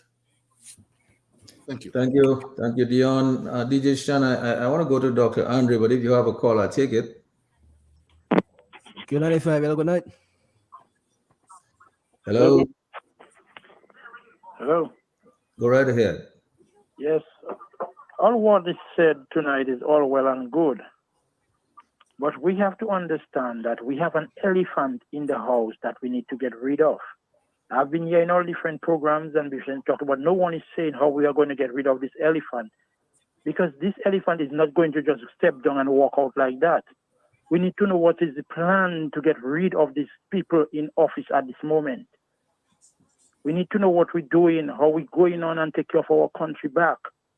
And we need a lot more like Linus Linton in this group. Thank you very much. Thank you very much. Appreciate that call, appreciate your contribution. Obviously, the political parties should be in a position to answer some of those questions, but maybe Dr. Andre might have a few suggestions So for us. You want to call DJ Shan? Yes, sir. The Global View and Cure. Yes. Good morning. Good evening, DJ Shan, and good evening to the gentleman on the panel. Aye. Yeah, it's a stroker here. You know, it's hurting and it's sad to see a beautiful island like Dominica, which produce a lot of individuals that's in the professional arena as far as engineers, doctors, lawyers, attorneys, all these things there.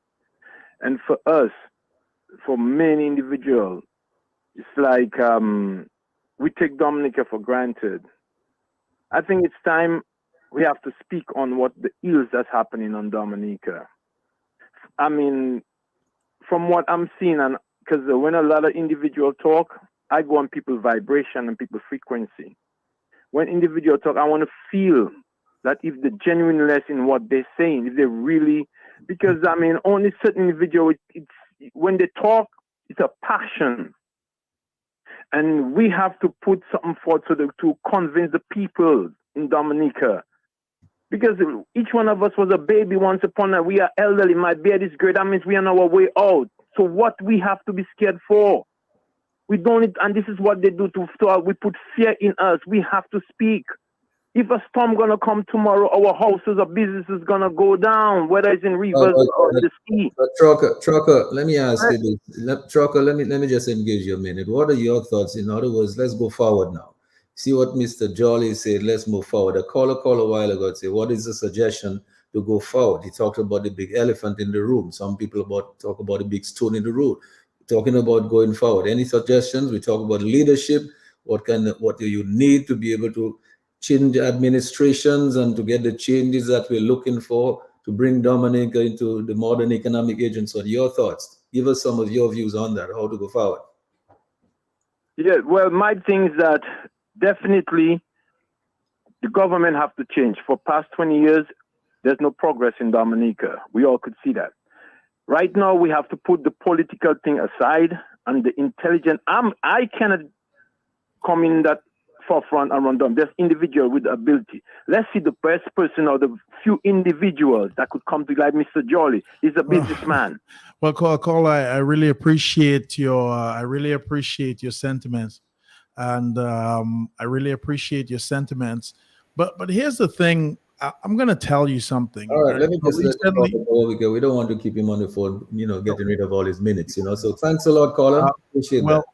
Well, one of the things we had to go ahead and look at is that one of the things, we don't have very many rules on a good basis here in Dominica. Our rules are antiquated. We've never spent any time working on these things. Even last week, I think we had a huge debate. Mr. G can probably tell you a little bit about it, on political reform. And I don't understand the discussion on political reform, because what they said was we were going to have political reform in Dominica, and what we were going to do is hand the political reform back to the ruling party, and then the ruling party is going to make a decision on the political reform, and they're going to make the changes. And I'm thinking maybe something's a little wrong in that. Dominica doesn't understand that your right to vote is an individual right. And it's almost like having the children write the test and then giving it to the teacher to grade. So you have to have an independent body to sit down and say, look, these are ideas of the people, from the people. These are what we would like to execute. And I apologize, Bernard. I think Bernard's actually one of my schoolmates as well. We went to SMA right about the same time. But when he mentioned that platform, that we have to understand, we need those standards in place. There's independent bodies to kind of work things through to create the standard. Without those standards, we will never move forward. We have right now, I mean, the walk tomorrow, I believe that Dr. George mentioned, it's for children that are being abused. We have tons of children, underage children, being taken advantage of in Dominica. And nobody says anything. It's like it's okay. They're 13-year-olds that become pregnant, 12-year-olds that become pregnant by adult men, and it's like it's okay. Nobody raises an eyebrow. It's to these things. No, that's a pedophile. I apologize. But these things continue to happen because we don't have any standards. We don't have a baseline saying, here's the age of consent, here's the age to vote, here's what the human beings that are Dominicans are enabled or have a right to. So many things have no standard here. I mean, you go in for anything and it's like somebody's constantly making a decision based on your face, based on whether they know you, based on what they think you have, based on your religion, based on what they think party that you support. We need to get away from that system. We need to make people individuals and give them the rights to operate. And that is the main problem with Dominica. We need everybody to exercise their right equally, not based on what your last name is, where you're from, who your mother is, who you know. These things are not right, and they will never be right in any developing society. And everybody in the world is watching, and they're seeing what we're doing. It's not based on the color of your skin, your wallet. Everybody needs to be started, that we need to start treating people fairly. Everybody. And thank you. Yeah, one of the things, Andy, to add to that. Just one second, Bernard. Let me just go first to Dr. Andre, because I wanted to bring Dr. Andre in on this, because a couple of things that were mentioned here, Dr. Andre. First of all, the whole question of reform, and we know that Sir Dennis Byron is supposed to be carrying out an assignment. I think what Andy is saying here is that it cannot make sense for him to do that assignment and hand it over to one of the interested parties, which is the governing party, and then you have other parties like UWP opposition and so on, and ask them for their views on it. And then, no, he's saying that these parties are all interested parties. What he's saying should happen, all of the work that was done by the civil society and presented to the Electoral Commission, saying that is what should be used, and then that will be presented to the parties, and this is what the people want. And then the Electoral Commission should be an impartial, independent body, can say, yes, this is what and so we're saying to the people in government, that is what you need to implement. That is one of the things that Andy seems to say in your views on that, and all of the other things that we're hearing here tonight after you last spoke. Well, let me express my views on a couple of things. I personally disagree with Mr. Jolly's contention that there are no standards. I mean, a number of civic organizations, persons have railed against child sexual abuse in Dominica for years. It is not a matter of not having standards. It's a matter of the political directorate flagrantly turning a blind eye to the violation of the integrity of young people in Dominica. And they do so to a significant degree because within their ranks, there are those who allegedly have violated the integrity of young people without any type of police investigation. This is not an absence of standards. This is the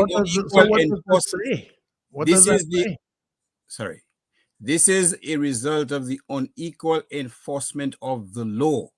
There are constitutional standards enshrined in the Constitution. These are more honored in the breach than in the practice. We have to develop a paradigm where we as a society, we get rid of anyone who flagrantly violates the constitutional standards that should govern our behavior in Dominica. And we as a society, we have to start the serious business of educating Dominicans on the ground to have them realize that these standards, quite frankly, are serious enough that they should be prepared to make a sacrifice to uphold those standards. Look at the march tomorrow. You will see that is to a significant degree, it is women, it is persons who are above 40 or 50 who disproportionately are involved and engaged in these protests, trying to maintain the standards set out in our society. And look at the treatment that they have received. Well, which says that what we have is currently broken. So hence, since there are laws and the laws are not being followed, there are no laws, technically speaking. So if we have no basis for no laws, then we're lawless. So technically speaking, the bad news is that whatever we have now will continue. Bernard, you were going to say something. Well, I was going to add, I concur. One sec, Laws Bernard. have to be implemented. Bernard, just one sec. Go ahead, Mr. Yeah, I'm going to let you come in a moment, but I wanted to make an additional comment on that, you see, because Andy, one of the callers said, listen, y'all can say what y'all want. You can talk about all these solutions, all these things, but you have a big stone in the road. That is what Dr. Andrew said, they are the laws. That is precisely the point. It's not the absence of standards at all. We have standards, but those standards are being honored in the breach than in the practice. And it challenges us. What are we going to do about this flagrant and persistent violation of our laws in every aspect of human interaction? That is the fundamental curse that we have to deal with today. Yeah, Bernard. Yes, and to that point, to tie in some other things, but there's another arena of responsibility. It is the individual Dominican. And a democracy is as strong as the belief in democracy that the individual holds and honors democracy to be. If the individual in that society has not been reared and conditioned and gravitates and feels so strongly about the democracy, they're willing to fight for the democracy, then you have a weak democracy. America is a strong democracy, not because of all the institutions. Certainly the institutions matter. Certainly the organizations matter. The military matters. But American democracy is strong because every American is invested in their heart in the notion of democracy and the notions that their laws should be respected. And so part of our problem is we have a population that has not yet, through the lack of civic training and the lack of investment of wise leaders into engendering and developing a society of young people that actually embrace fully and understand the notion of democracy and embrace it and are willing to fight and protest heavily for it whenever they see the standards, the sacred value of democracy being violated. And right now, frankly, a lot of our people do not view democracy as sacredly as they should. And well, Bernard, part of it is that, yes, you're right. There is that. But I'm going to tell you, I hate to tell you this, and to my example, we have a party that has been there for 20 something years. We have people on that party that have changed, and we have elected them. And I'm going to say we, because technically speaking, people have voted and the majority has spoken. And 20 years in a row, and we cannot come around to this. What's our real problem here? I mean, do we all need psychologists to examine us? 20 years in a row, we have things that we've been promised. We have progress that's been denied. We have all these things happening that are really on the world stage as this should never happen in a country, but it's happening in Dominica today. And nobody notices it. I mean, we all have cell phones. And Dominica, actually, I'm going to tell you something about Dominica. We actually have some of the best cell phones in Dominica, better than in the U.S. They got cheap flip phones in the U.S. Here, everybody's got an iPhone and a whatever new phone that's on the market. So, I mean, are we just not paying attention to what's going on? Well, we are paying attention, Andy, but what is going on is a large percentage of the population, the expectations from the government is not where it should be. The expectations of the honoring of democracy and the punishment of a government that should follow for the blatant violation of democratic principle does not follow. The government should be punished for those violations. But if we had made a concerted effort since the independence to cultivate in our people the burning fire of democracy, the sacredness of democracy, governments would be severely punished when they trampled upon it. But we do not. We have large segments of the population that do not hold it as sacred as we believe, many of us. And so that's part of the problem. The other thing is the expectations of the electorate are not at the levels necessary, because once you give a $200-300, that satisfies a large portion of the electorate, and that cannot be the level at which you hold a government accountable to make progress. And these are the difficulties that political parties have to find solutions to. Dr. Andre, I thought you might want to comment on that, because you see, ultimately, this is what happens. And how do you punish the government? People seem to be afraid of their government. People are afraid to speak. They're afraid to be victimized. They say they're afraid to lose opportunities. But in fact, they're the boss of the government. Well, Mr. G, haven't we rewarded the government by putting them back in and back in and back in and back in? I mean, we should speak to the rewarding of this behavior. Well, if I may interject again, I certainly will not stand and say that we've rewarded a Dominican electorate, because to maintain that point, in my view, is to unfairly underestimate the extent of graft and election stealing that has gone in Dominica for a number of years. It is well documented.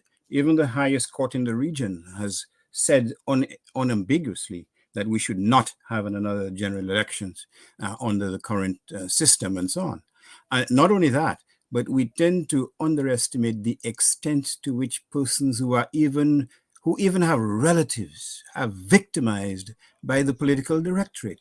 This is not a matter of supposition. This is not a matter of speculation. This is well documented. Persons are deprived of jobs. Persons that their careers have been destroyed. Persons have this. The WHO gave Dominica $25 to $30 million for COVID relief. And you have zombies going through the night with brown paper bags given to the party faithful and depriving persons who are even suspected of supporting the opposition, depriving them of any type of assistance. Let us not underestimate and let us not gloss over the extent of irregularities, the extent of victimization and persecution which goes down in Dominica. It is not by coincidence that tomorrow you will see police officers dressed in battle fatigues with little Mickey Mouse knapsacks on their backs. Well, Dr. Andre, it is not by coincidence, Mr. Jolly. To put this to you real quick, I'm just going to tell you. I believe the victimization happens. I believe all these things happen. And yes, probably money continues to be given to the government. Right. But I'm going to bring this back to Mr. G a little bit and say, these are things a new person who's coming into the arena should be worried about, because I agree with you. Here's the thing. I agree with you. Who's gonna jump? I mean, this is almost like giving a guy a gun with one bullet and putting him on the battlefield and say, try to kill as many people as you. And he says, no, I have one bullet and I'm gonna die. I mean, if I get in there, look at all these things that have happened before.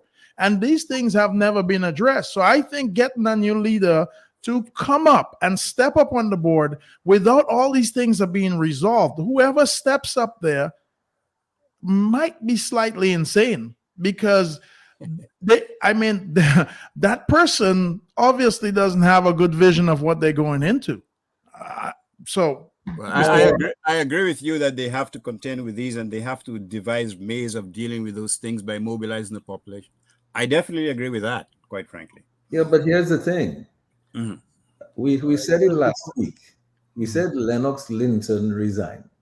I personally spoke to Lennox Linton about a year ago, and I said, Mr. Linton, you've been taking this heat for a long time. Isn't it about time to let somebody else, come inside and do some duty and take some of that heat and ease up on your family? He said, yes, but and then, of course, he resigned a few days ago. And now what we're talking going forward, who's going to be the next person to step into that slot? Let's take a call, Gigi Shan.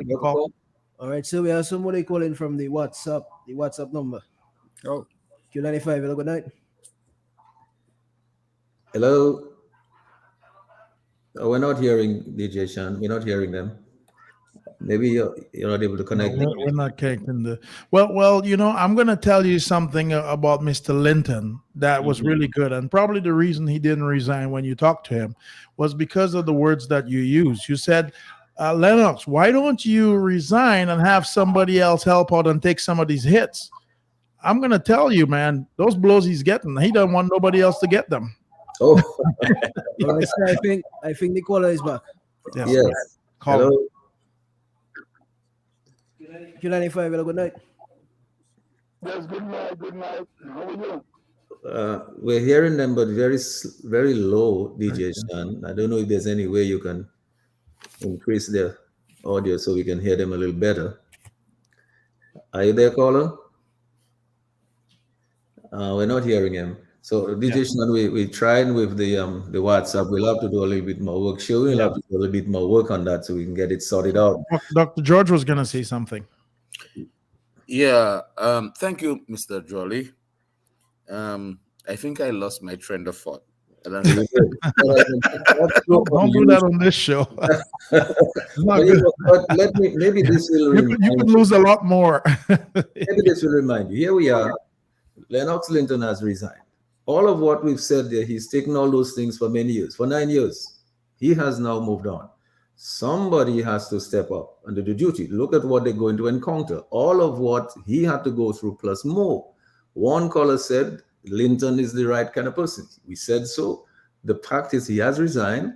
A number of other names are surfacing. I'm sure many more names will surface. Which one of those persons will be able to step into that and take on all of that, and plus do all of the things that we're talking about in order to effect a change of administration? Because everybody's saying the big problem is a big stone in the road, right? Well, it's not the big stone in the road. I tend to disagree with you a little bit. I think that... No, I'm not saying, I didn't say, I'm saying the callers. The callers probably saying the big stone. There's no big stone in the road in Dominica. The truth is that we are a very challenging country. And most of us that are probably capable of doing good for Dominica. And as I said, Dominica, if you probably asked, Bernard, or you ask myself, we could probably sit down over dinner and we could have quite a few of the problems solved in Dominica and get us back on the right track. The problem is that most of us don't want to go through those type of things. We don't want to put our lives on, at risk to go through the things that Mr. Linton had to go through. I think if you're going to do good things for your country, you should do it. You should be justly rewarded, of course. And not only that, you should be able to walk out with something that says, here's all the things that I did. And people should be it should be a gratifying experience. What you're sending somebody into now is not a really good experience. But, Mr. Gregoire, if I may, please. Yeah, but just one sec, Dion. Yeah, but remember what they're going into a position of the leader of an opposition party, a party that is in opposition, not a party in government, right? So in order for you to be able to do anything like we're saying that a number of people could, you ought to be in government. Or you ought to be able to work with whoever is in government to do that, right? So here's the thing. Many people have tried. I can think of several people who have tried and they've been pushed out. They had to leave. They could not do the kind of business you're talking about in Dominica because they would not, support the party line. So they were pushed out. Several Dominicans have come and tried.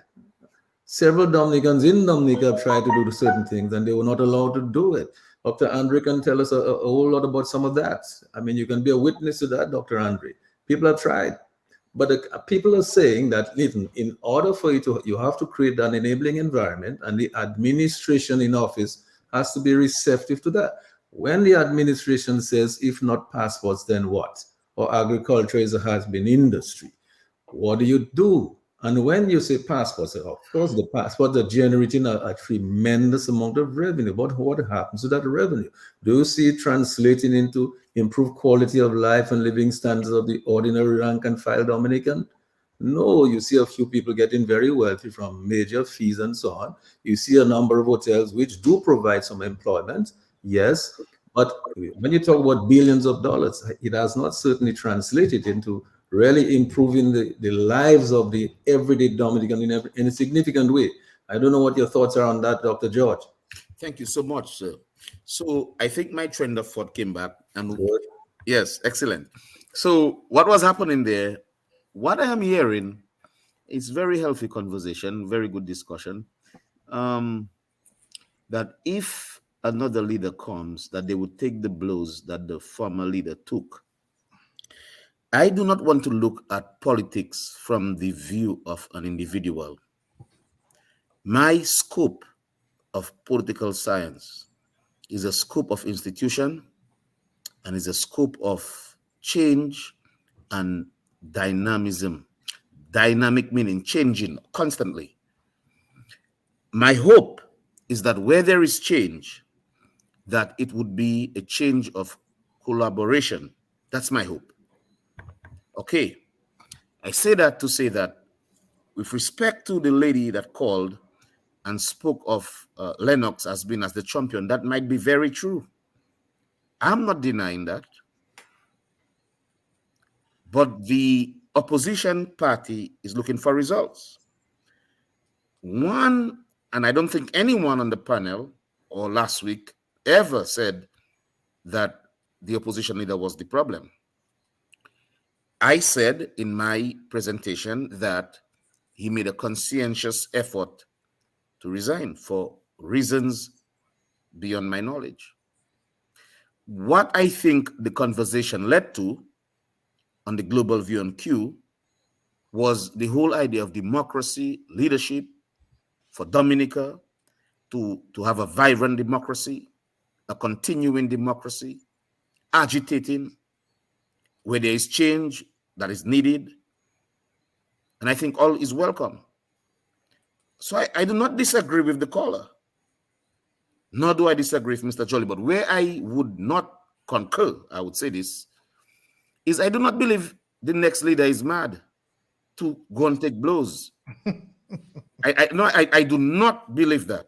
I believe, let me finish. Yeah, let me just say what I have to say. I believe that there are actions that are being taken by the Electoral Reform Commission, Dennis Byron, NGOs, and I believe Nitcliffe will have to perhaps get involved.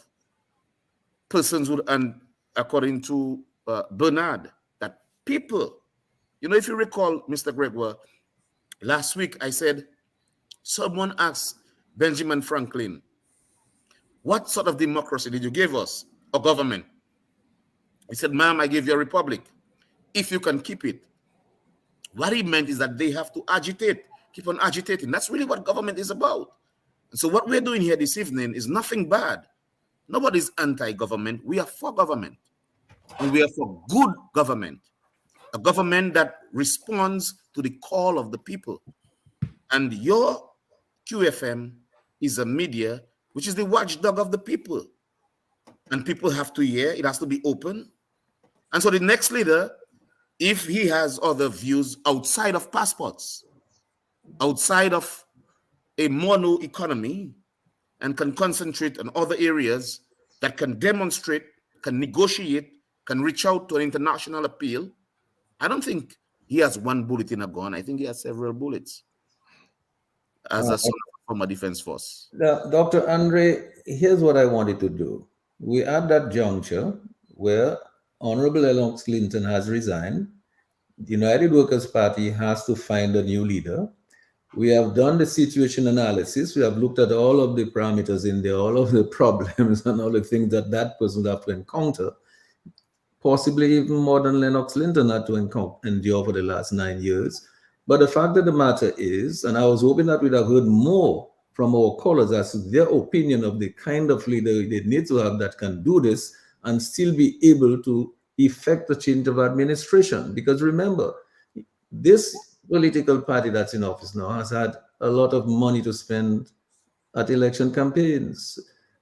Does it mean that any other political party that's trying to win election must have money? They have to raise money. Does it mean that that leader must be able to persuade people, even maybe without money, to try to join their team?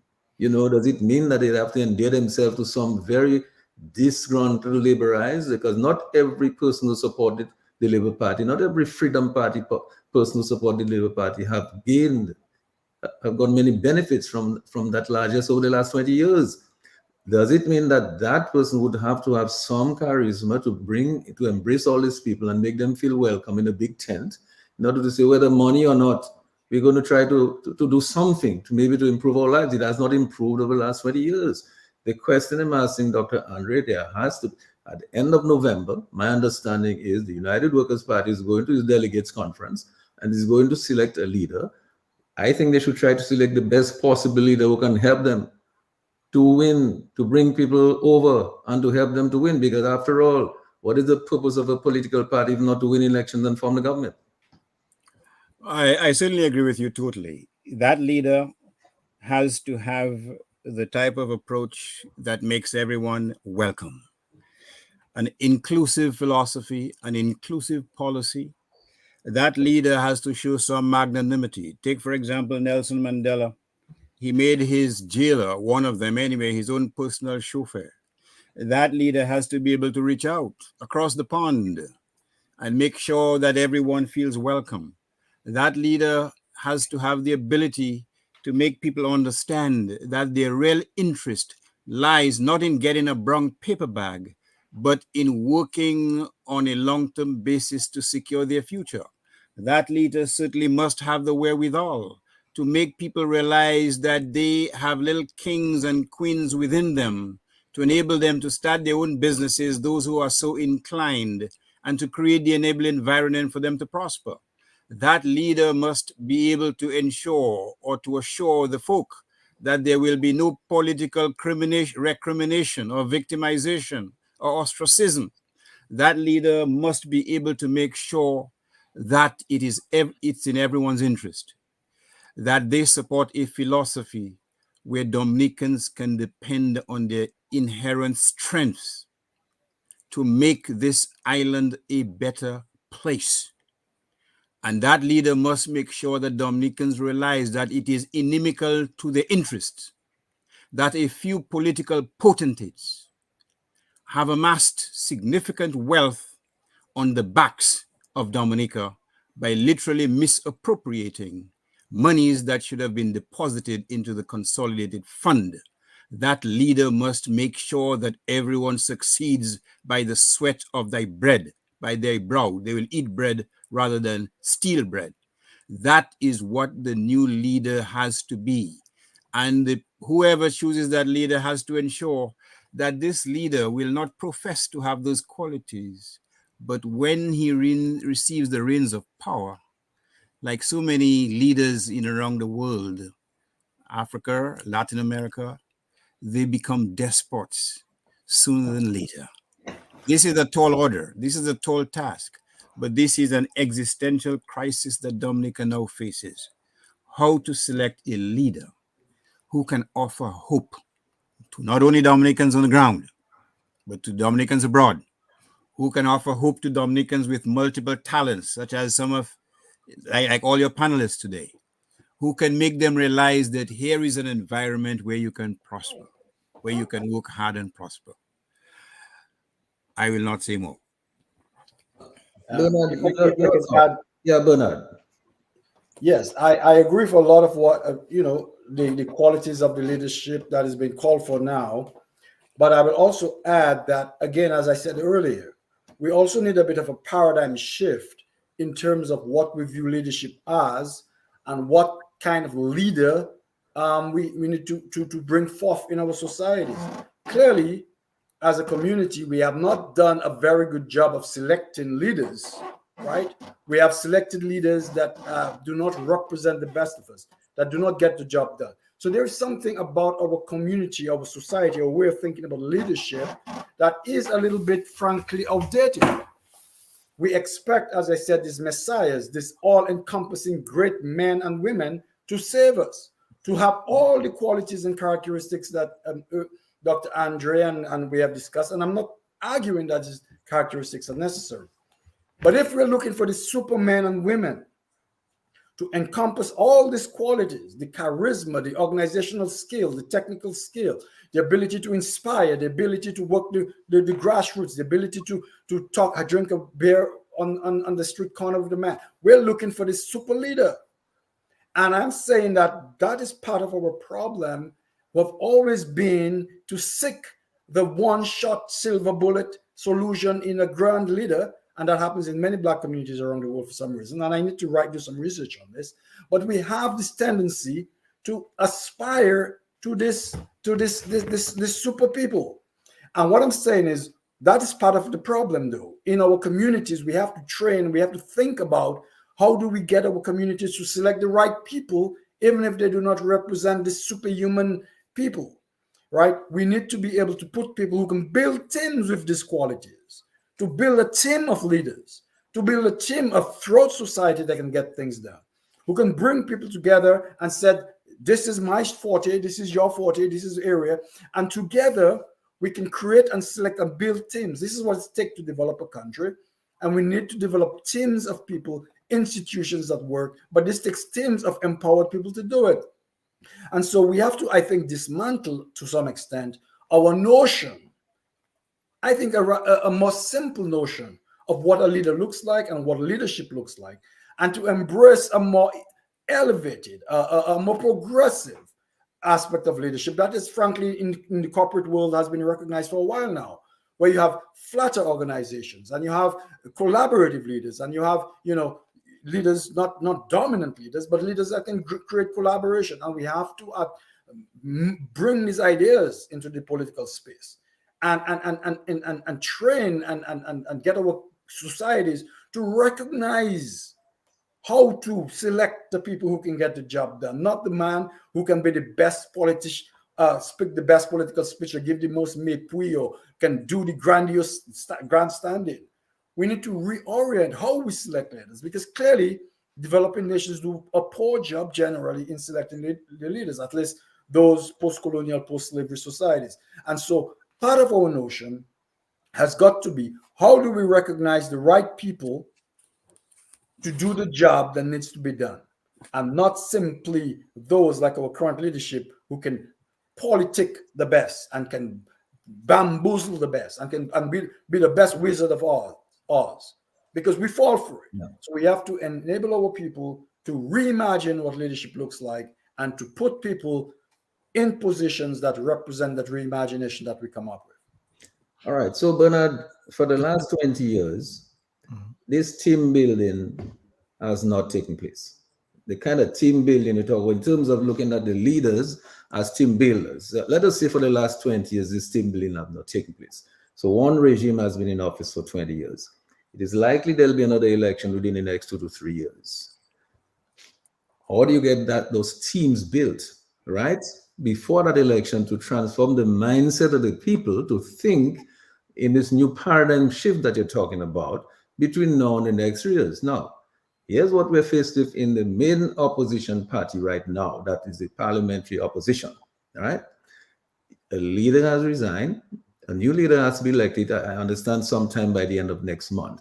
So you're saying they should be looking to elect somebody who is a team builder, somebody who has that capacity, that capability to be a team builder. I think that's what you're saying, right?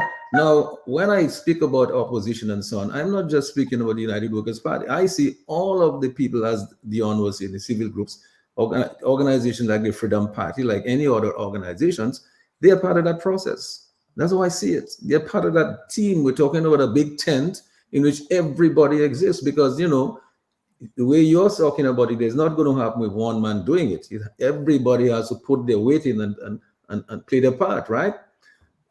how do you see, and I'm putting that question to not you alone, but to all our audience, all the people who are listening. Mr. G, I'll tell you something. To tell you the truth, I think when the people are ready for the politics to change or the party to change or the leaders to change, I think the people are the ones that need to change it. To tell you the truth, we're sitting here discussing this, but this makes very little sense to me. The people need to start doing the things, because the truth is that if the current political system and they continue to enjoy what that system gives them, whatever it be, maybe money, maybe airline tickets, maybe it's, I don't know, whatever they give these days. I don't really care too much. I don't care for charity. I think charity is a poor source of anything.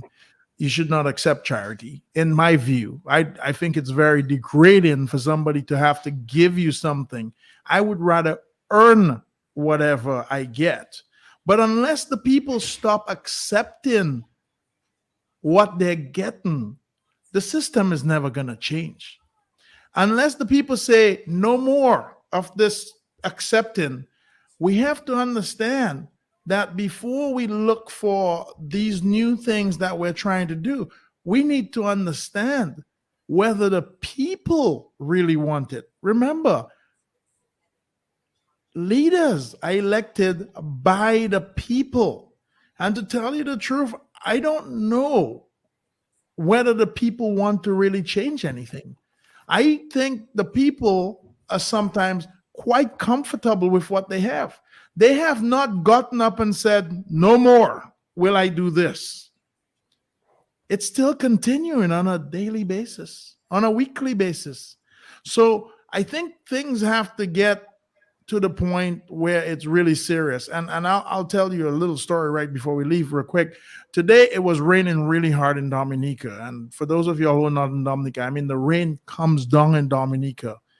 And it was so crazy because the rain filled up the gutters and the rats were running out of the gutters to high land.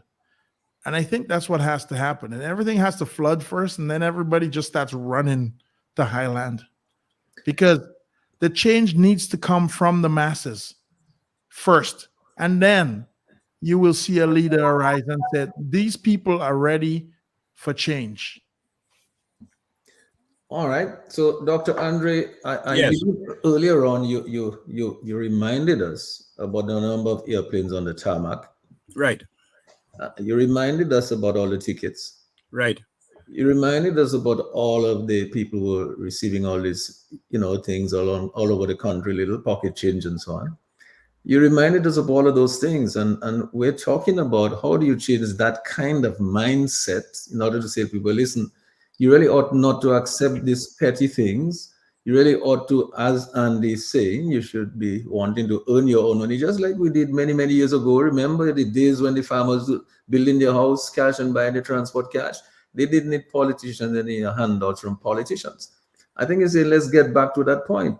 It seems to me if there's another election between now and the next 2 to 3 years, I have not seen any indication where Dominicans from abroad who have been making all these proposals to the government for the projects, I have not seen the government getting excited and telling them, hey, come in, we're happy to have you. I see a lot of pushback and people are going back outside and going to other countries to invest. Dominicans who have all these bright ideas like Andy and so on. I see a lot of people who are even trying to help from within Dominica being prevented from helping. Some people, you can't work at the hospital, you can't do this.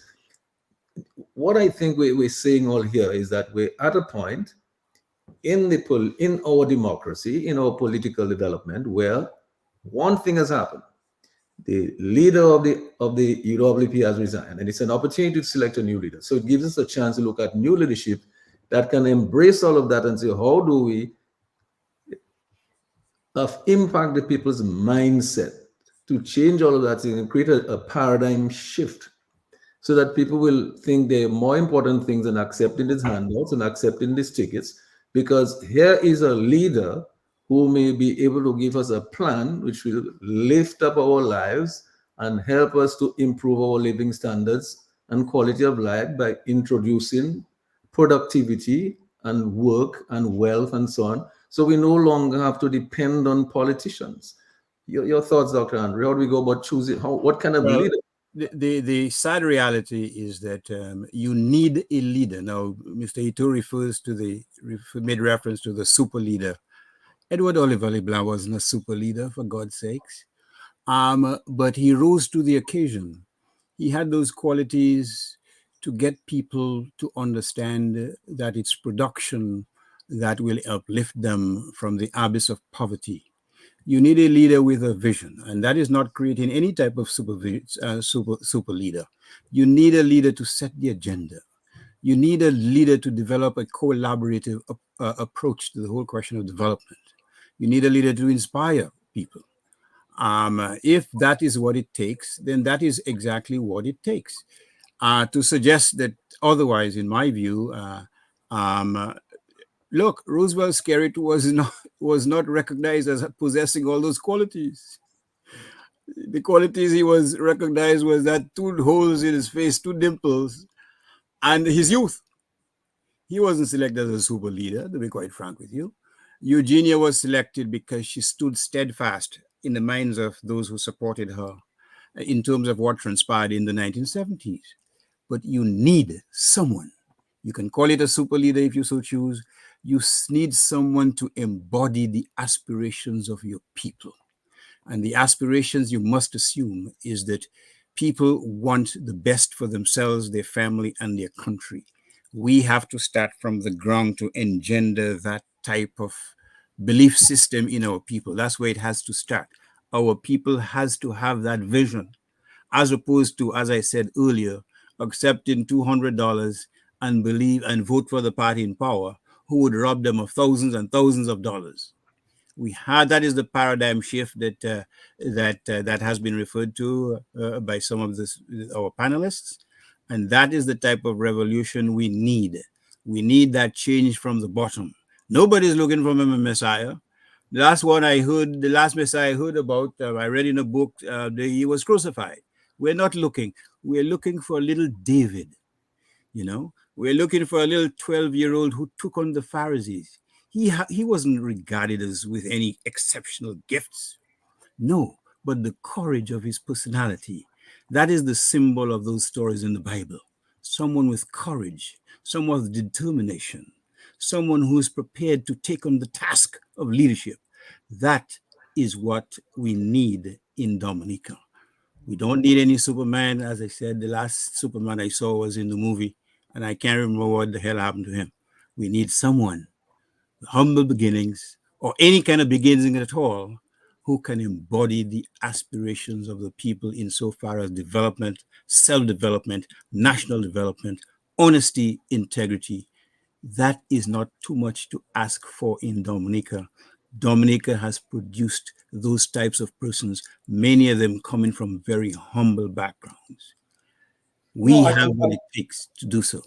I agree with you, Dr. Andre. I mean, certainly the leadership in our society has to have a vision, has to be able to embody a vision and to be transparent and honest and to inspire the Dominican people. These are, of course, table stakes. So don't get me wrong when I say that we're not looking for a super leader, that these qualities are not necessary. They're absolutely necessary to build the teams that we're talking about. The only point I'm making is a nuanced point, is that, for example, look at Roosevelt Scary. He certainly is no super leader. He does not embody all the characteristics necessary to develop a country. However, the electorate, our people, will look to him to deliver, to be that person who can deliver. And they tend to do that over and over again. And what I'm saying is that leader has to be able to recognize their own weaknesses, their own shortcomings, and develop a team that team can be the super leader. The capabilities of that team can embody all those qualities we talk about and deliver for the people. No one man, no one woman can truly take a developing country like Dominic, which has a lot of issues to be solved, and to develop it on their own idea set, on their own capability to inspire in every direction, on their own capability to organize in every direction. And I'm saying that leader, the new leaders that we need, have to be able to develop a team that can deliver for the people, and no one person, this leader that we look for, to walk out of the darkness can do so. That's the point I'm making. But certainly, we need, of course, leaders that are inspirational, has a vision, has intelligence, that can plan, who can foresee, who can embody, as you say, the Dominican personality, and who can be trusted, above all else, who can be trusted to do it for country and not for self. Yes, and Dr. Dion George, I think that leader needs to have some experience and some wherewithal. I mean, you can't take somebody just who has absolutely nothing to bring to the table. I mean, and expect it to work. I mean, it's a lot of pressure that person is going to have to go into right away. That person has to have some backbone. Dr. Dion George, your thoughts on let's talk about leadership, because as we close, we want to. I was hoping that we got more calls, people to tell us, okay, this is my opinion as to the kind of leader, as to who we think among us could lead and so on, and people make their different choices and opinions. Dr. Dion George? Well, Mr. Gregoire, yes, I was hoping to get more calls, but you have to realize some folks are still, in political science, you have to study psychology. Some people are still uncomfortable about the change. Yeah, that's really the truth. Some people are not yet satisfied or have digested the abrupt resignation of the opposition leader. And I believe that the global view on Q is a pivotal medium to deal with the issue on a level that can bring some sensibility to what we are discussing here. And I think the topic that you note, democracy and leadership, is a good topic. And of course, I give credence to all the panelists for their different perspective. There are some in which I concur, but in terms of confluence, I want to say that I totally agree with the allegory that Dr. Andre gave about David and not the one that died, that is Jesus Christ, because he's the ultimate leader, and that's the bottom line. So nobody's looking for Jesus Christ. I think that is what my good friend, Mr. Bernard Ito, is saying, that we're not looking for a El Supremo, but we're looking for a collaborative leader. On that note, I would like to say that the leader that I think in some form of convergence that Bernard is saying, and perhaps Dr. Andre is saying, is one that is a manager. And what a manager does, Mr. Gregoire, I played cricket, you played cricket, you told me you could spin the ball and you could wicket keep. You said you could play soccer. I've never seen it, but you said you could. I believe you. Well, you can take my word for it. Okay, so I tell you, I believe you. When a team is doing well, everything goes well, you know.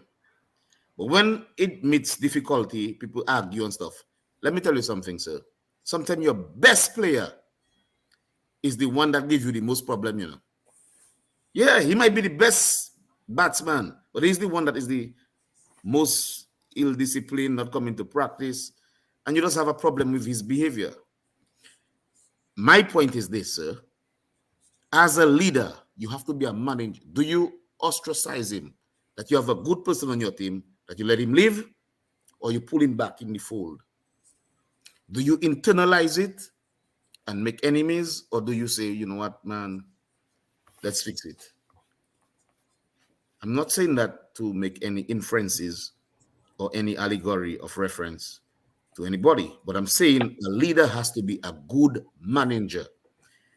And management is not only being a dictatorial sort of manager that says, I run things or I control in everything. There's something called delegation. You could delegate or to spread the authority around.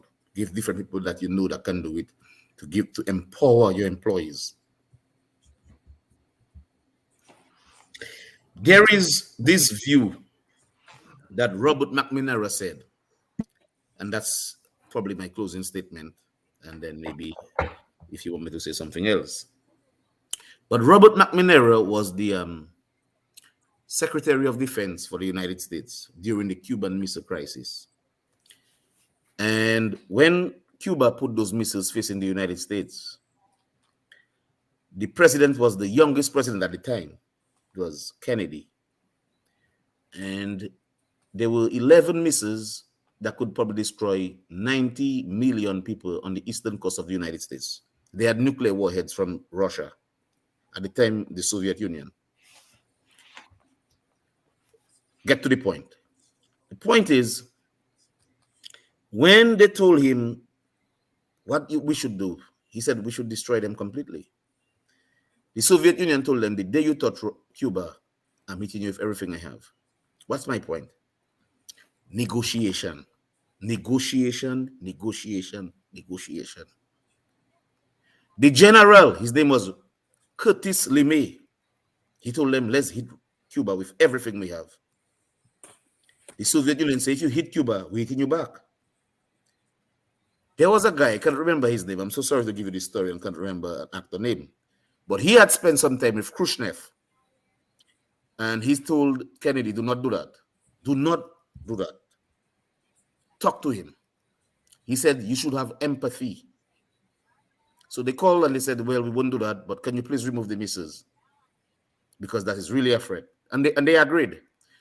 But Russia says, well, you have a base in Turkey. Please remove the missiles in Turkey.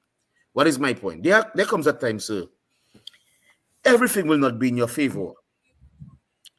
We're talking about leadership. Sometimes you lose and you have to bite the bullet. If I give you to manage 20 cows in Salisbury, you could manage the cows, you tie them, and you could have somebody take care of them for you. But when you have to manage human beings, sir, human beings are we're not parrots. We can think for ourselves. I don't know about the Labour Party, but I know me. People think for themselves. It's very difficult when you have someone who is intelligent, like Mr. Jolly and Dr. Andre and Bernard, to tell them to do something where they disagree with you. So you as a leader have to understand when either the names I call here disagree with you, how are you going to fix it? You don't want them to leave, especially if one of them is your best batsman, the allegory of the cricket team. And so the leader we want is a manager, someone who could keep things together, bring folks to the fold, and win. And that's the last statement. Win. Period. Yes, and Bernard, somebody wrote, well, they wrote quite a number of things to vastly improve our country and truly change the trajectory it's on. We must start by choosing a leader better leaders than we have now. The voters should not be swayed by media or establishment of making the right choice. At this juncture, what we need, what we ought to be doing is building bridges, not walls. So again, people are trying to define the leadership that we need going forward. I think we're saying you're talking about team building and teamwork. Somebody's saying don't build bridges, build walls, include everybody in the big tent going forward. So Lennox Linton is no longer there. People cannot continue blaming him for anything because he's not there. You know, some people said it was he this, it was he that. He's not there. So you have to choose another leader now. Bernard, your final words on that? Yeah, I believe at the higher level, as this has been a very good conversation, you know, and I support and respect the opinions of all my esteemed colleagues on the panel here. Very good points have been made. We certainly need inspirational leaders. My thoughts on this is, again, we have to think very deeply about this, and we have to think about this from many aspects. What the leadership buffet offers Dominicans, as well as the demand side of it, what Dominicans demand as leaders, and the conditioning and the education and the political education and political development of our country that has to occur so that over time our people make wiser choices, political choices, and more hold our governments more accountable. And to get, I mean, it's a cliche, but we really do, the leadership structure that you get really does reflect to some extent the political maturity of your nation. And so we have to keep working on the political maturity of our nation if we're truly statesmen. if we're not statesmen and women and truly interested in the development of our country, in fact, we will not want to develop our citizens' political maturity, because then we can more easily manipulate them and win elections and keep them in the dark and keep producing and electing the sort of leaders that sort of political status will generate. We have to be interested, as true Dominicans, interested in truly in what Dominica can be, to be involved in evolving and progressing the political maturity of our electorate and our society, our citizenry, so that we can then, those folks can make the wise choices and select the right, transparent, capable leaders that Dominica requires to develop. That is where we stand. This is a pivotal moment where we have to question our political culture, question our leadership culture, how we hold people accountable, question the sort of leaders that we want to take us forward. I believe the leadership that is necessary from myself and from all of us who aspire to provide political leadership is servant leadership, leadership that wants to pledge ourselves, our capabilities, our aspirations to truly in the service of our fellow Dominicans, not for any benefit, but in the service. Many of us, folks who have gone and accomplished and done things, now want to do things that are aspirational, to leave a legacy of service. And that is the sort of people that I think we, the Dominican people, should demand and ask to be placed into service. And that is the sort of juncture that we need to be at. And we're at a time where we can do this thing. We can build a vision for Dominica. We need people who can build those visions and can execute those visions. And that is the junction that we're at. We have a lot of work to do, but I believe we can do it, because Dominicans are under a lot of pain right now. The problem is we have two Dominicas, really. The Dominicans who earn wages and so forth and follow the issues and analyzing the issues and clearly see the pain and the dysfunction. But we also have a Dominica of some folks who are also a little bit in the dark of the true reality. You do not feel the true pain, economic pain of lack of progress, because they have set or have an expectation that a little progress is good enough. But we have not delivered in this 44th year of independence anywhere close to the promise of Dominica when we declared independence. The promise of a free, independent, progressive nation of African descent. We wanted to take our place at the table of brotherhood. Guys like Dr. Andrew, who were in the forefront, and you, Mr. G, in the forefront of pushing for a progressive, liberated Black nation. That promise has not been kept, but that promise can be kept. That promise is dormant. But we need these large set of leaders to embrace the realities of the new world, to understand the opportunities that are opening up in this new 21st century economy, and to bring in that sort of leadership to make those visions happen. And as you said, we need leaders who can embrace those visions and can enable those visions by building teams of people who can be honest, transparent, and can provide the sort of leadership that we need in this new world. Well, thanks a lot, Bernard. Somebody else is saying what we need now is collaboration, and you need to find a leader. A leader needs to come forward now who can inspire ordinary people's mindset back to the productivity thing so that they can become self-sufficient rather than be dependent on handouts. In other words, somebody who's able to inspire the rank and file Dominican ordinary person to understand that their life could be better. There is a better way. They could be uplifted, the quality of life, and it could be improved. And so, Andy, your thoughts on that kind of leader, if we can see that kind of leader evolving, that is going to inspire ordinary people. Well, I'm going to give you my thoughts. I don't know if you like it too much or if anybody else is going to like it out there. I don't think a good leader is ever going to emerge until we change the standard or the standards in Dominica. The standards that we have are very low or non-existent. And we're talking about we need electoral or election reform. We need to ensure that the people are treated fairly and justly. We need to ensure that there's a level playing field a level playing field, which means both sides will play fairly.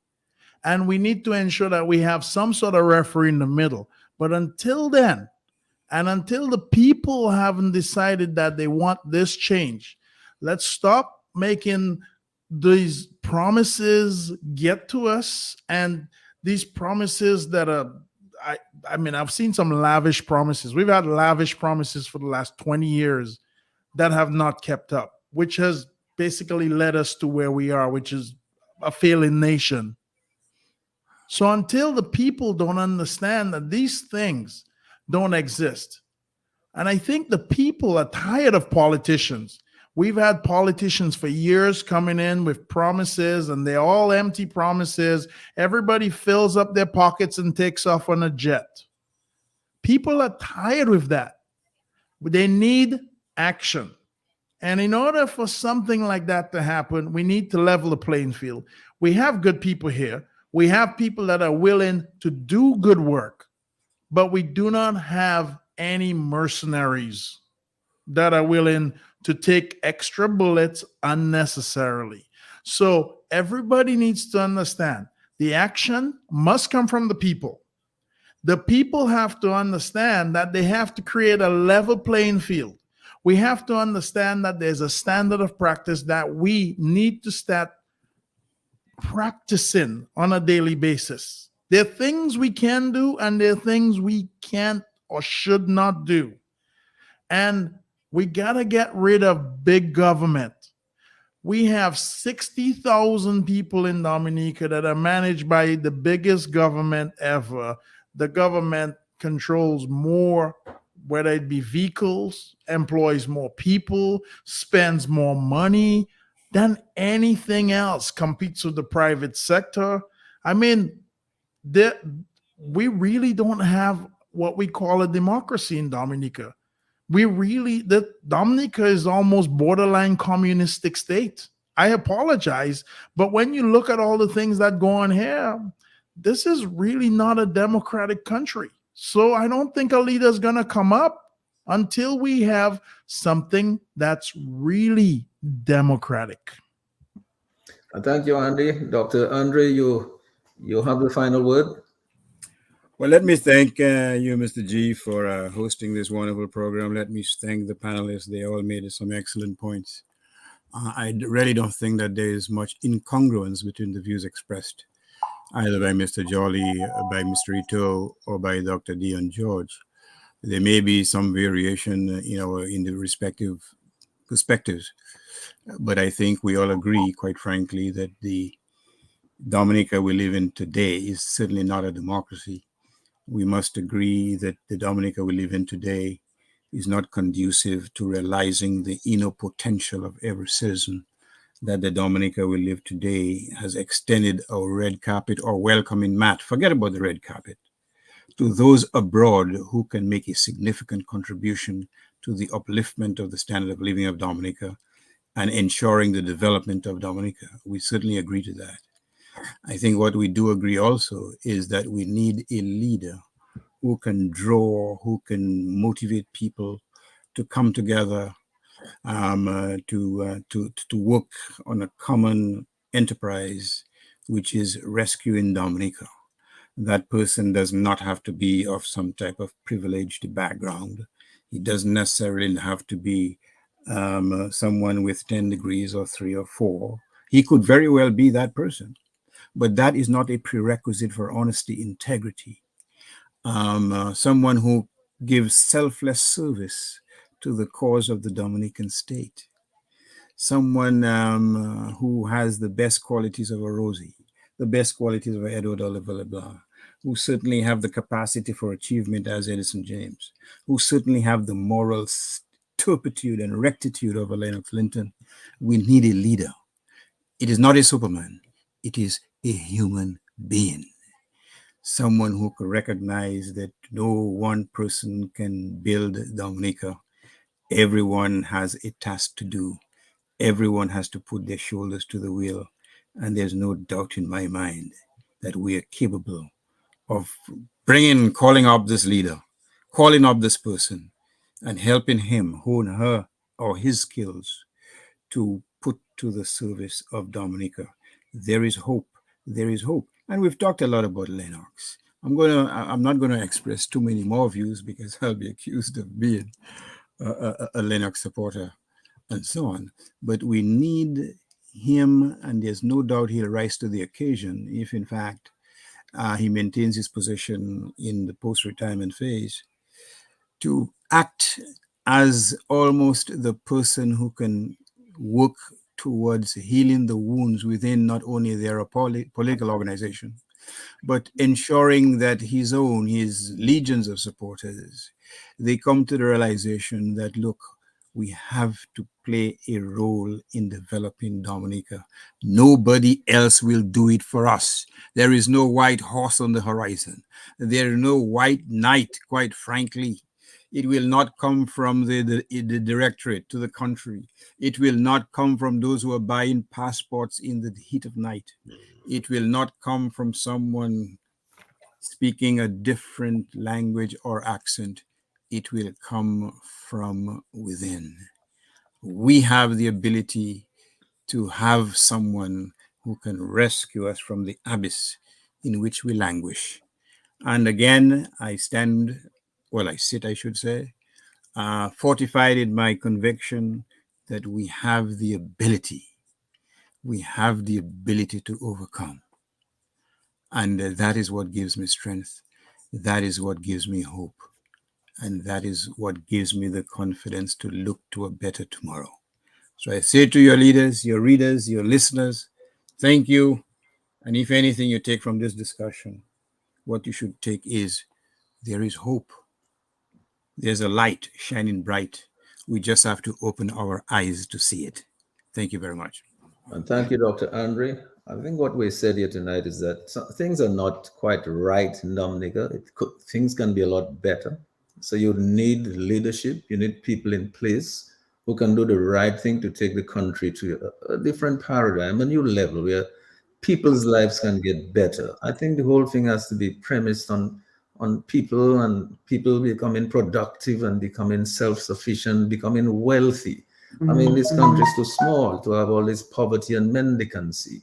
Some leader who needs to emerge now in a very humble way. I mean, Dr. Andre mentioned Mr. Edward Oliver Libla, very humble man, no big intellectual, nothing, but he was able to inspire the ordinary people that they could become productive and get wealthy. And they did. And so I think that is what we're looking for again. This is a really good opportunity for the EWP and for the country as a whole. If the supporters and the people who want change and want to see things better decide they want to win, so they can put a group in there that can do the things that will improve their lives. What it means is that they have to win friends and influence people. No bridges. I mean, bridges is what you build, as somebody said, not walls. You embrace everybody, bring everybody in a big tent and inspire them to believe that there is hope, that their life can be better than it is now. Somebody has to be able to inspire them, and that is the person who's going to be that leader, that team builder, as Bernard wants to put it, right? And he's quite right. It has to be a team building person. So, gentlemen, I thank you so much for being here tonight, for all of the wonderful contributions that you've made, each and every one of you, all our persons who have been listening on the radio, on everyone on Facebook and on YouTube. Thank you so much. We could not acknowledge you tonight. We didn't have the time. We hoping to have taken more calls, but we were not able to. But Dr. Andre, Dion George, Bernard Ito, Andy, DJ Shan Sherwin, Lambi, we're not forgetting you wherever you are. Hope you're doing all right. Thank you, gentlemen, and let me just say good night to everybody. Mr. G, if I may interject very briefly, yes. I should indicate that on Sunday in Portsmouth, they're celebrating the life of Rosie Douglas. Right. There'll be a day of full activities, and I think it will be carried either via Zoom or live or both. So I would just invite persons to tune in. After all, we're talking about leadership, and Rosie certainly exemplified a certain type of leadership which would have inured to the benefit of Dominica. So I just wish to mention that. Thank you. Well, thanks a lot. And maybe if you tell me more about it at some other time, maybe we'll see if we can find a way to get more people involved in listening and following. Portsmouth is always a good place to be in. Yes. You know, reaching out to all the people down at Clara House down there. They do the best karaoke on a Wednesday night. we'll be there for karaoke, sing a few songs for Ruzi. So see All you right. at the house. Thanks a lot, Andy. Thanks, gentlemen. All right. Good night, Very everybody. good. Right. night, Thank you everyone. very much. Thank See you you to the next time. panelists. Thank you to the listeners. Have a great Okay. evening. All right. Bye. Job well done. Thanks a lot. Thanks, Mr. G. All right. Oh, you put that out.